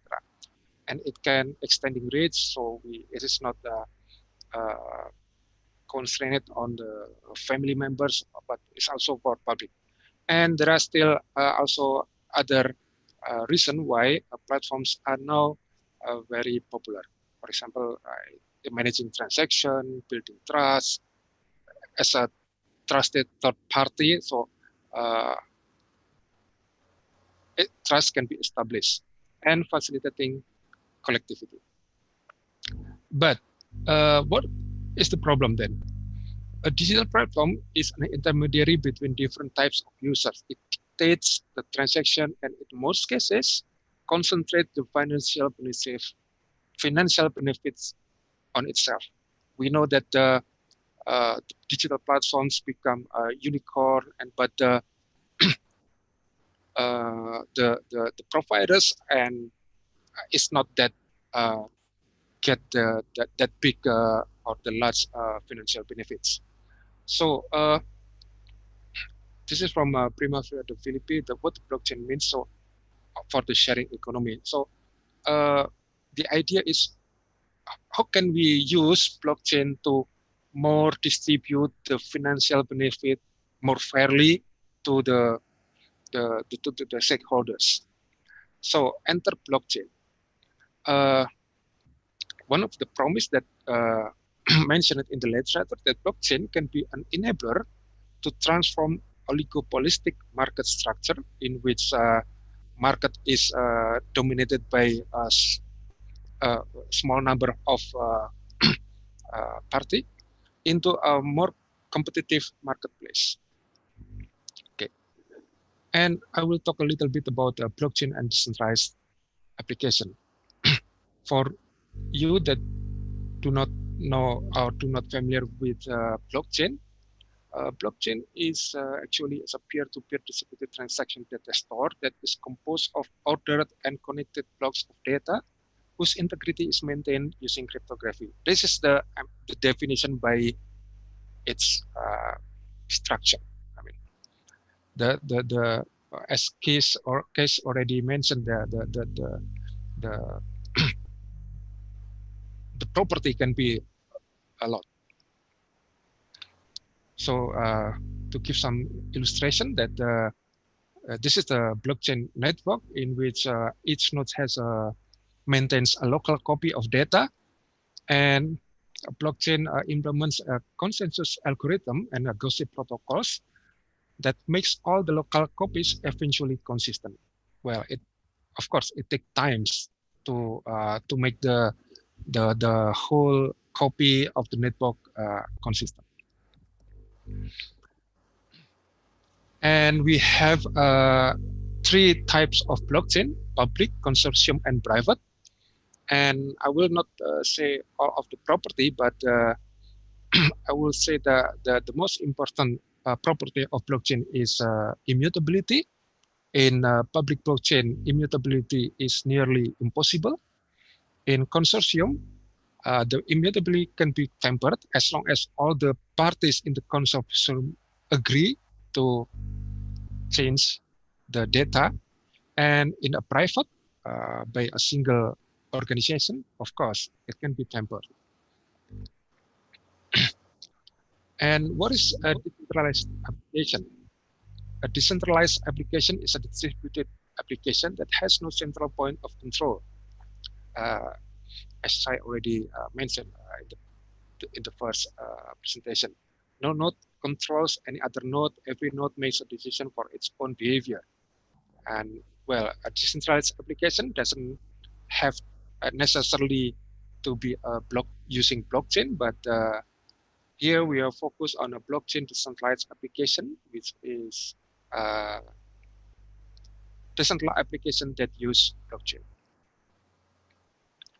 And a little bit technical here that this is the decentralized application stack in Ethereum. Ethereum is one of the public blockchain that is most popular, I believe. This is the Ethereum blockchain platform. It's mainly merely a distributed data store, and Ethereum put a layer of software called EVM, Ethereum Virtual Machine, that allows smart contracts to run on the blockchain platforms, and we can develop application on top of that. And from literature, we can identify many application areas in which blockchain can be implemented, from financial integrity verification, governance, IoT, health, education, and others. So we know already what is the problem in sharing economy, current sharing economy, and then we already know a little bit about briefly about blockchain. And now I go into the next topic is the implementation challenge. Of course, there will be more other challenge, but I only mentioned due to the short time allocation, I only mentioned three. The first one is cost of transaction. Transaction fee in public blockchain, for example, Ethereum, can be relatively high compared to the certain transaction value in sharing economy. This chart I took yesterday, and now Ethereum average transaction fee is 17.37 US dollar. Well, for transaction in Indonesia, for example, and I think in many developing countries, this is quite high to to use this transaction fee. So there are two alternatives that we can use. The first alternative is to use other type of blockchain, for example, a private or consortium blockchain. But from the previous slide, we already know that because it is controlled by one or more organization, then if they agree to make a change, then the data can be tampered. Okay. So This is the consequence of the first alternative. The second alternative is that we can use different blockchain networks that with a lower transaction fee. For example, Tron. Tron is a quite relatively new. I think it is about developed in 2014, I believe. So I think there's not so many nodes compared to Ethereum, but they are keeping the transaction fee minimum. So while it may be less popular than Ethereum, but it may not be of the interest of end users as long as the transactions are done well. The second challenge is the incentives for developers. So, okay, the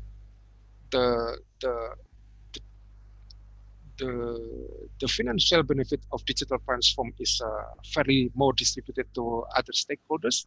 So then, and blockchain allows transaction to be done directly between participants. The financial benefit is not concentrated in the intermediary.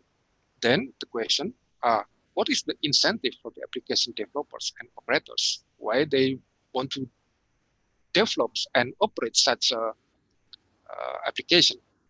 And one of the possible way to answer this challenge is to adding extra fee on top of blockchain transaction fee, but it seems not a good option unless the transaction fee can be kept minimum, for example, in Tron. But we can also think differently, that we need a new business model in which revenue may come from third parties, like we have in social media. This is just for an example, that Facebook as platform do not charge us as users to make interaction with others, but it charges for other feature that are provided, for example, from when the users uses application from the app developers, or Facebook can offer targeting tools for the advertiser. So the money come from not from the user interaction, but from other parties. So we need a different business model.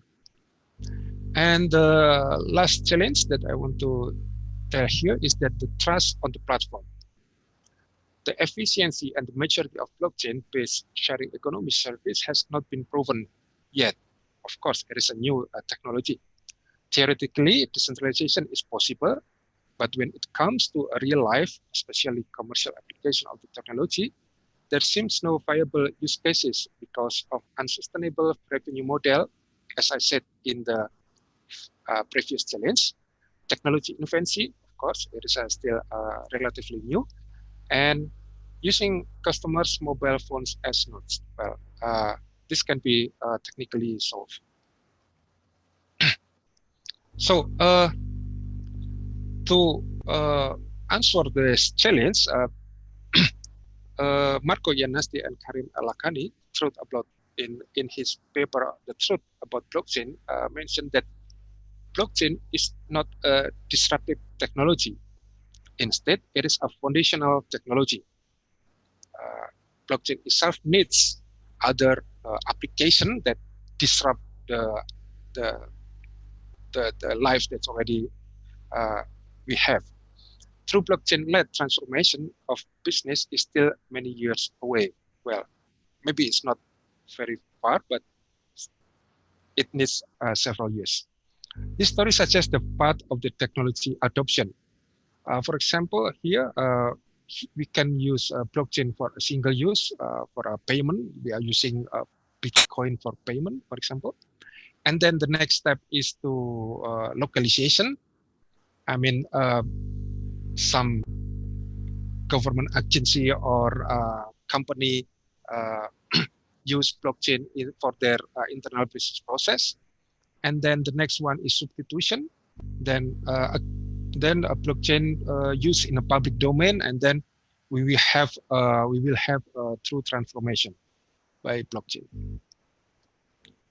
Okay, the last slide. The conclusion is that blockchain has a potential to be used as foundational technology for sharing economy, but it faces several implementation challenges that we have to answer. The first one is cost of transaction. The second one is incentive for developers and trust on platform. Okay, thank you for the time. Okay, thank you very much, Dr. Whalen. It was nice to hear you talk about the blockchain in the sharing economy. When I'm looking at the time, we have to go on with the second presentation. And the second presentation will be done by Tuti Purvanish, and it's about blockchain and deep learning application. But first of all, I have to introduce you to Tuti. She's a lecturer at the Department of Statistics at the Universitas Islam Indonesia. She had done education at the Institute Pertanani Bogor for the bachelor and also for the master. She has a lot of experience about statistics as a statistic consultant, as a co-founder of Data Science Indonesia, and also research project with Bahana Data Unity, etc. Can I give you, Tuti, the stage for your presentation? Thank you very much, sir. Okay. And yes, I will share my presentation.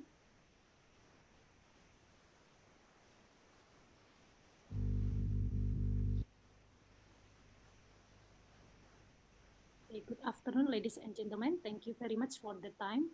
And in this session, I will share about our research, Bitcoin predictive modeling using deep learning, using method long short-term memory.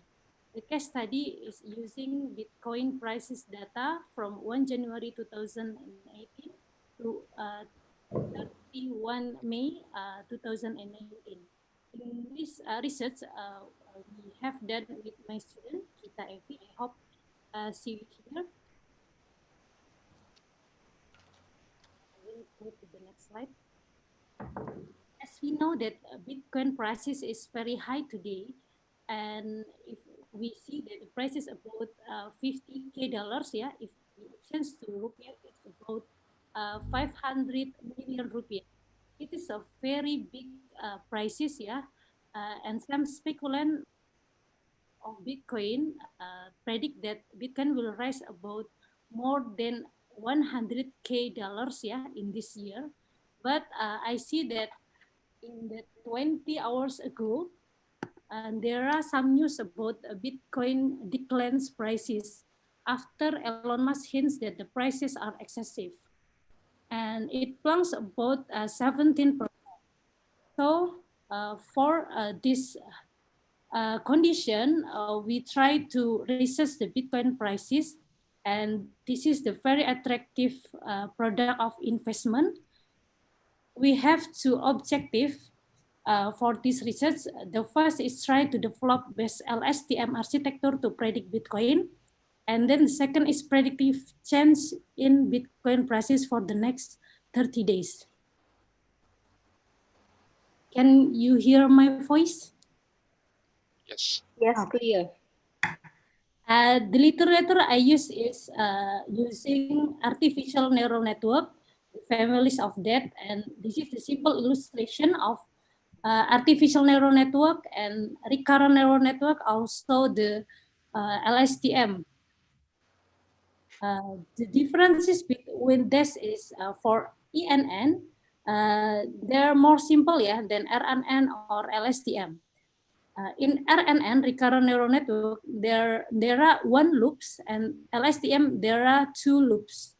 What is the loops? I will explain in the next slide. This is the illustration of recurrent neural network. In this recurrent neural network, there are one loop that the value transfer from one cell into the next cell in recurrent neural network. There are input, output, and the layer. H is the output and X is the input. For the long short-term memory, there are two loops. The loops is memory cell and then the output. from the previous cell of LSTM. This is the component of LSTM, long short-term memory. There are cell memory. We can see that this is the cell memory. And then this is forget function. And then there are input gate. This is the function of input. And there are cell memory function and also the output function. All of this is the component of LSTM. And from this component, we can develop best modeling of predictive to get the predict of Bitcoin prices more better. And then we use the prices data about 1 January 2018 to 31 May 2019, and we use the research variable closing prices. And we get the data from coindesk.com, and this is the flowchart of the research. We input the prices data using US dollar, and then we pre-processing the data, and then we divide the data set into the training and testing data. And we decide the number of epoch and neuron hidden number. And then we post-processing the data, we enforce the data, and we predict the testing data, and then we try to predict too for the 30 days of the next prices Bitcoin. And this is the descriptive data that we use. This is data from 1 January to 31 May 2019. There are fluctuative prices of Bitcoin, yeah. And then this is the result of modeling. We got that mean square error combination of hidden neuron number. We try to use neuron hidden 5, 10, 15, and 20, and we got that the MSA, small MSA, we got using neuron hidden number 15.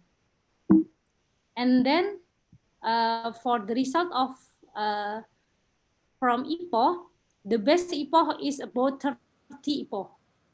We got the MSA value about 0.0019.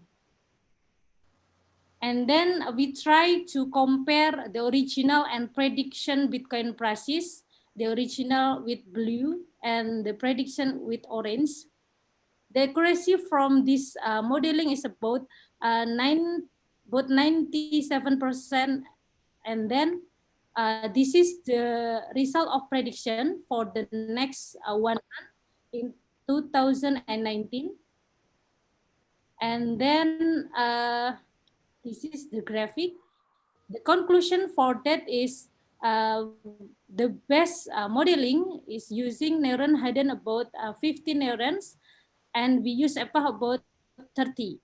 And the forecasting, the accuracy is about 97.5%. And for the current condition, I'm curious how the Bitcoin prices will rise or down. So I use data from 1 year ago to today. I try to model the prediction. This is the data source. We use coindesk.com. Then I download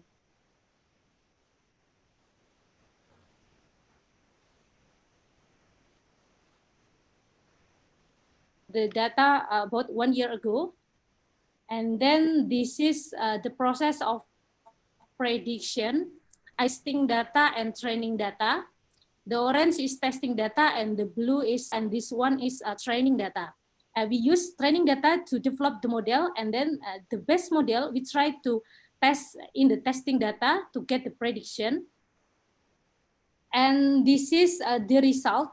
We got accuracy about 95.94%. And with this best model, we try to predict the next 30 days.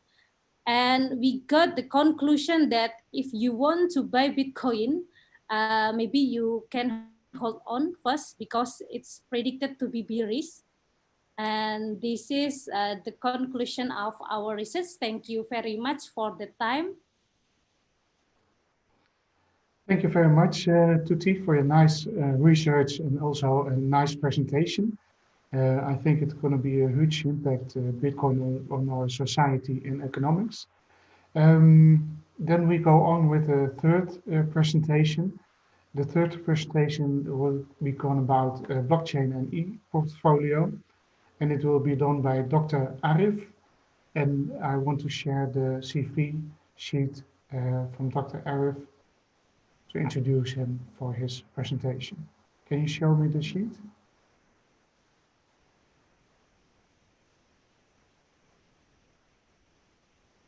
Yes, thank you very much. Dr. Arif Wismadi is a lecturer at the Department of Architecture at the Universitas Islam Indonesia. He did his education, his bachelor at the Universitas Gadjah Mada, his master at the International Institute for Geo-Information Science and Earth Observation. And also, it's nice to know that he did his doctor degree at the University of Twente. So we have something in common with the Netherlands. His experience is as a director of the Growth Hub at Universitas Islam Indonesia. He's also an engineer consultant in various sectors of architecture, engineering, construction, and operation and maintenance industries. Dr. Arif, can I give you the floor for your presentation, and it's the third presentation in this session.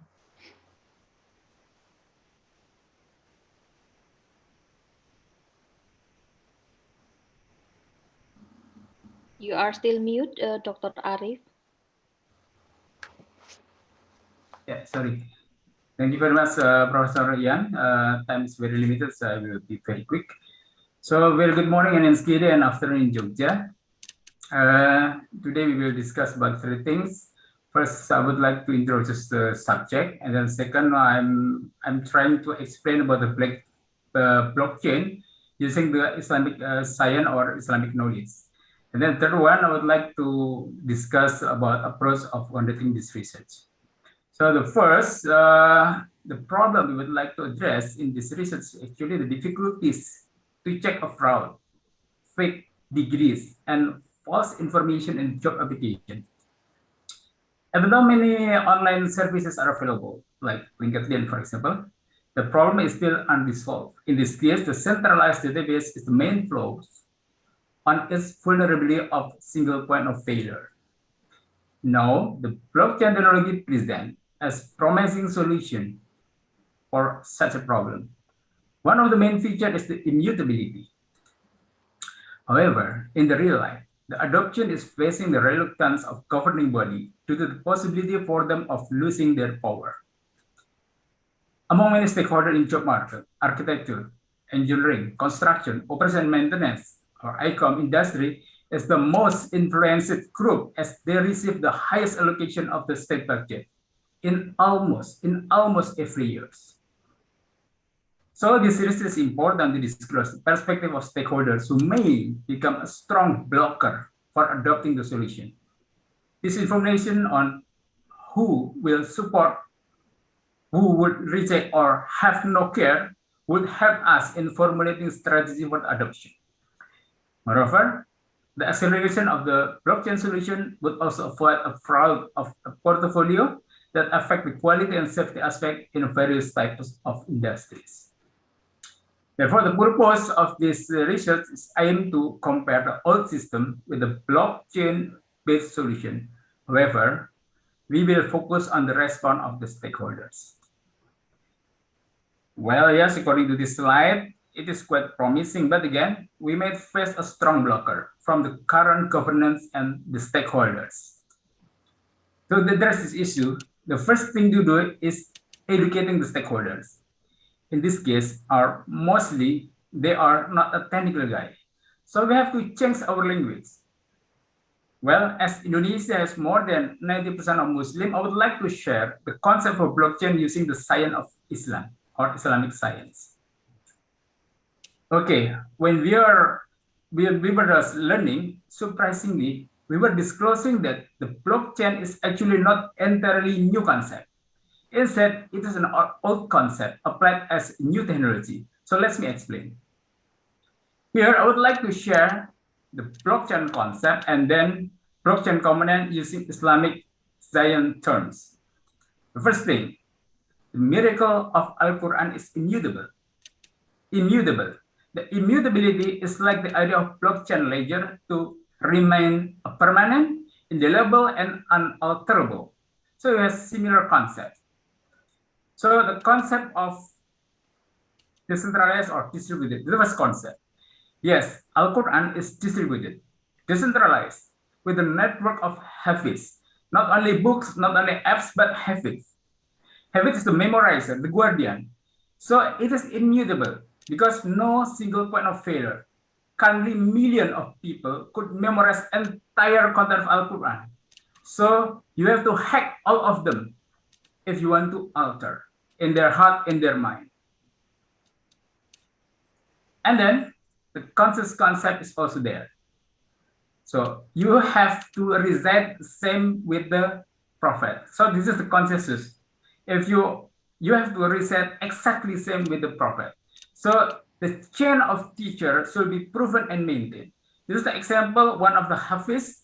Actually, they have a chain of teacher that finally goes to Prophet Muhammad Sallallahu Alaihi Wasallam. And then about cryptography, yes, Al-Quran is encrypted sound. When you read it, actually you are decrypting in the way that the Prophet was pronounced it. Should be the same sound, otherwise it's not works. And then the next one, we discuss about the blockchain component. Again, using the term from Islamic studies. The first hash code. Here we also has a hash code, let's say Arabic. Not exactly the same, but the idea is very close. It encrypts a sound, not a text, but a sound.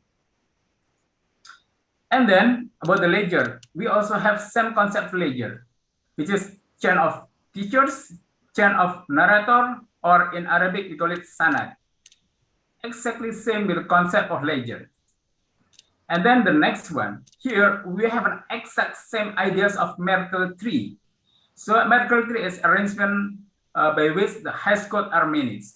And also we have similar of Merkle tree, which is actually the chain of narrator from Prophet Muhammad SAW until the last person who have a continuation of the thought. And then about the component, the other component, nonce and timestamp. The idea of nonce and timestamp also available in both study of Al-Quran, which is in a hypertext, and the Al-Hadith, including in the text. So this is example how actually the nonce and the timestamp, especially the timestamp, which is included in the Hadith, but in Al-Quran, it is as a hypertext because it to maintain the purity of the text in the Al-Quran. And then the last part is actually the consensus algorithm. Yes, same with the blockchain. We also have various consensus algorithms to conduct authentication. So not only proof of work, proof of stake. We also have various science of hadith actually discussing about authentication. So again, we use this terminology because I think, well, let's say people in our universities, they know about this term. So they know actually this is not a new one, but the implementation in the technology and computer technology make us look like new. So back to our research. So approach to conduct the research, first is, in this case, actually we investigate the potential of blockchain technology to mitigate possible fraud in the skill certification system and portfolio production in the industries. So the feasibility deal with technical aspect, and the second one is about accessibility of the stakeholders. So in this case, the first thing to do, so we have to conduct technical feasibility. Following the flow by Catalina and Gens, we can have an answer whether it's technically feasible or not. So the first question, do we need a database? Yes, we need a database because there's about 8 million of engineers and also 176,000 of company in the industries. The second question, do many people need to write the database? Yes, there is about 1 807 certification body need to update the database and at least 10 million resume update annually. The next question should be answered no and no if it goes in the blockchain solution. Yes, the first question, do users trust each other? Actually, the answer is no. Because from 8 million of engineers in the ICOP industry, only 2 million are certified by professional association. And we found actually 1.5 million of them actually using fake certificate or certificate that is not verified. So it means there is problem with first about the user doesn't trust each other, and the second one, is there any trusted parties possible? In this case, currently no, because again there is a fake certificate either to the people and also the industries. So in this case, the answer of the first question of my research about technical feasibility is done. The next one is we are going to the stakeholder preference survey. We haven't started this one, but we have been designing the survey. In this case, actually, we would like to compare several options of blockchain. So in this case, we are going to conduct stakeholder preference survey. Therefore, not only technical feasibility, but also stakeholder acceptability are required to the adoption. So we will make a question for the national accreditation body, academic certification unit, government certification unit, industrial certification unit, and also to resume producer, which is the user, the general labor, and also to the resume consumer or the client. So as a concluding remark, actually, first, fraud and validity check of a portfolio might be addressed with the blockchain technology. Second one, toward adoption. Stakeholder which may influenced by blockchain technology could be educated or introduced with analogy or concept they have been similar with, for example, Islamic science. And then further research will be conducted to investigate response of the stakeholder which may be influenced. And we believe that if we able to conduct this research properly, we can able to accelerate the blockchain solution for the remedy of labor market situation in Indonesia. So I think that's all. This is some reference that we use. And then, yes, thank you very much for my colleagues in section and also other visitor of this Zoom discussion. Thank you very much. Time is yours, Jan. Okay, thank you very much, Dr. Arif, for your presentation about blockchain and e-portfolio. When I look at the timetable, there's not many time left for some questions, but I have one question I want to ask to Tuti. Do you know something about the difference between blockchain and blockchain SV, this blockchain Satoshi fission? Do you know something about it, and can you tell something about it, Tuti? Sorry, Mr. Jan, pardon? Okay, I ask you the question. You know a lot about Bitcoin, but do you also know something about Bitcoin SV? It's another part of Bitcoin, and it's called Bitcoin SV, Satoshi fission. Do you know something about it, and did you do some research about it, or? Okay, thank you for the question. But for now, I only know about the Bitcoin, then I don't research about the Bitcoin SV. Okay. Now, that could be very nice to do research with each other, do something about it, but thank you very much. Okay, I will go to the timetable. We have now time to make a wrap up and announcing a conference of blockchain experience. I will do some conclusion of this meeting, and Dr. Raden will mention some topics the next conference. When I look for a wrap up for this presentation in 3 sections, at the first section we have some conclusion we can make. There are a natural right of freedom of speech, and the right of self-ownership is very important. What also nice to mention is, and I didn't say it, but he's a co-writer of the blockchain basics book. It's also in English. So if you're interested, you can call him or call us for a copy of it. It's a digital version. Then Case, he said one of the conclusions, the elements of risk and added value with stakeholders are clear. And we have in the end of this year some broad kind of field with definitions. Then the second session with Aaron and myself. But Aaron said it was when I can say something about it, it's a very nice and important research that you have done. And maybe we can make a second article for the book of blockchain technology and application if you are interested. Then we have the third section with Raiden, Tuti, and Aaron. And we have some conclusions of that. First of all, Raiden, very nice presentation about your experience. It's an enabler to transform economic business, and the cost of transactions in censorship are very nice that you mentioned. At Tutti, it's interesting research because Bitcoin has a huge impact on the world economics. Thank you very much for that. That's very interesting research. And also thanks to Arif for his presentation. It's nice to see it in the perspective of Islamic side. You mentioned risk or doing nothing. That's very important, I think. So you can do nothing. Is it a new or an old concept? It's a very nice question. You show that thinking about the concept is not new. And it's nice to do further research as the way that you mentioned. That were the remarks of the presentations of this morning and for you in the afternoon. Some general conclusion. We will send you the link for the Bitcoin massive online course. It's for free. You can also look the session for today back in YouTube. We also send you the link for this session of today. We also send you all the presentation, but it is announced in the chat that you can get every presentation. They were also asking the link for the paper I presented. We will send it to you also.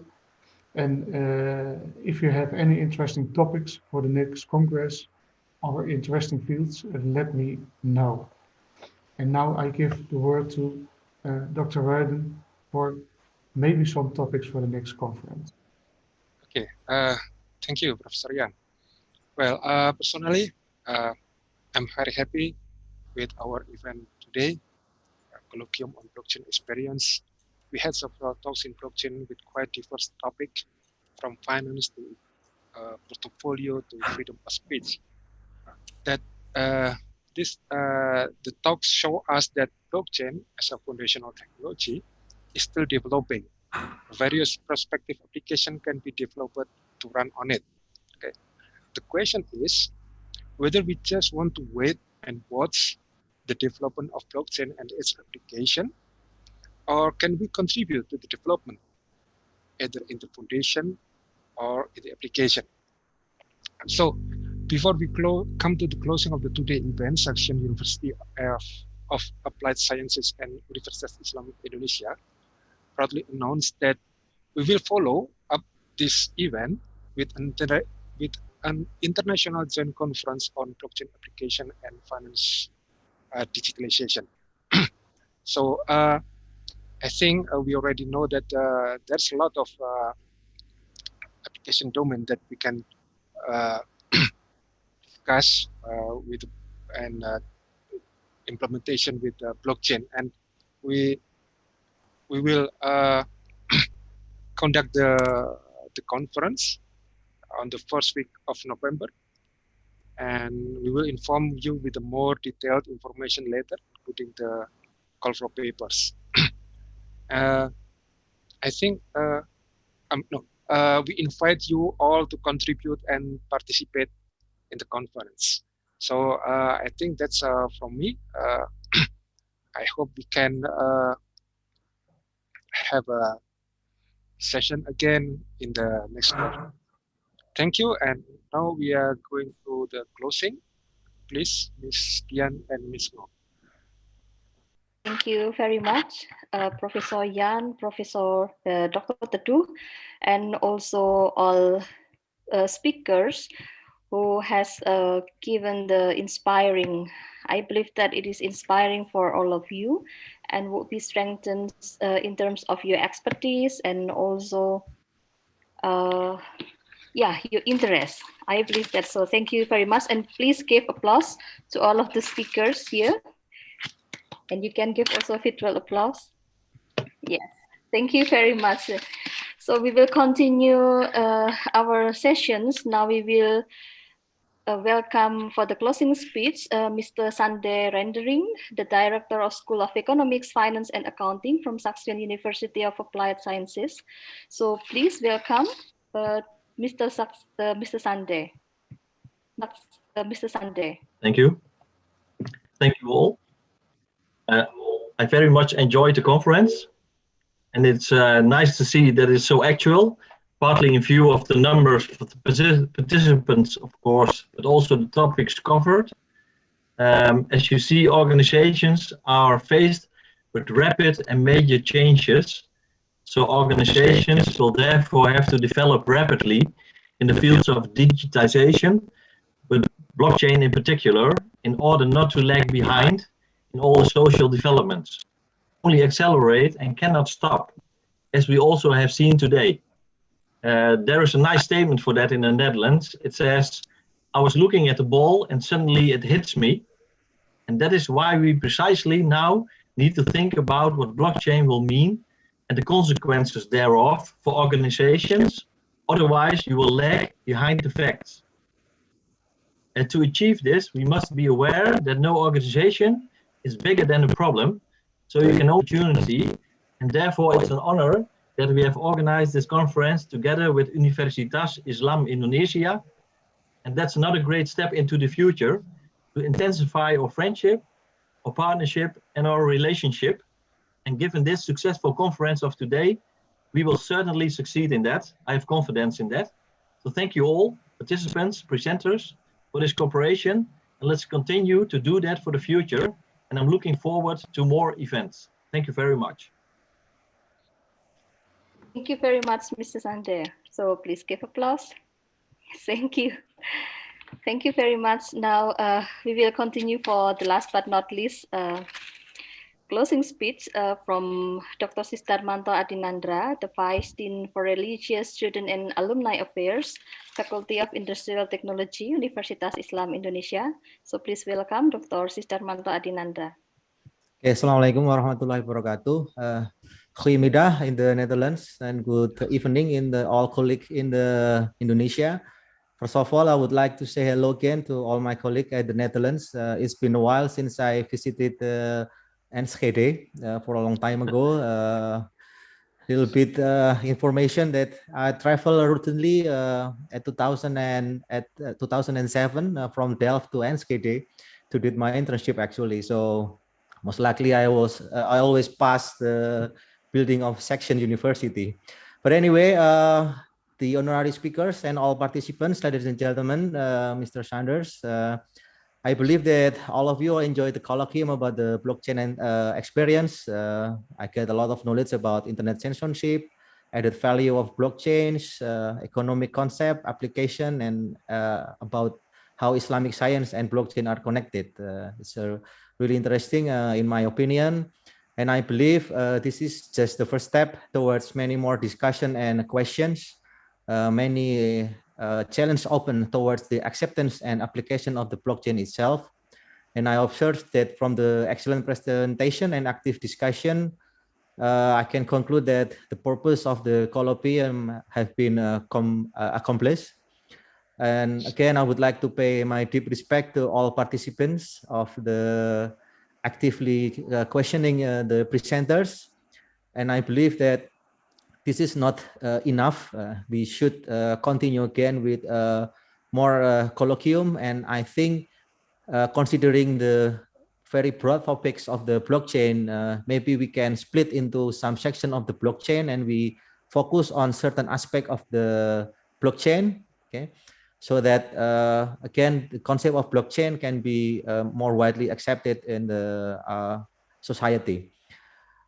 And then I think this is the end of the colloquium. I would like to close my remark and officially announce the end of the colloquium.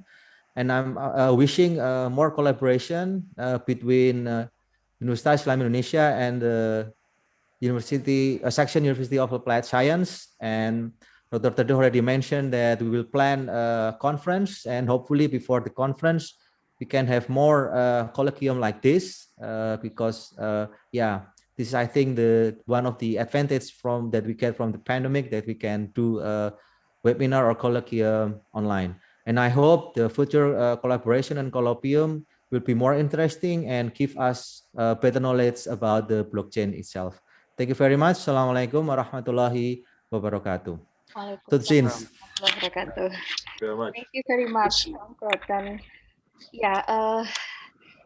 Yeah, it's I never imagined personally that this colloquium will attract and with a lot of participants, more than 6 countries, and yeah, the last but not least, but we should finish this and close this wonderful session. And I would like to say my deep thankfulness to all of the participants, ladies and gentlemen here, and also all of colleagues and speakers from Saxion University of Applied Sciences and Universitas Islam Indonesia.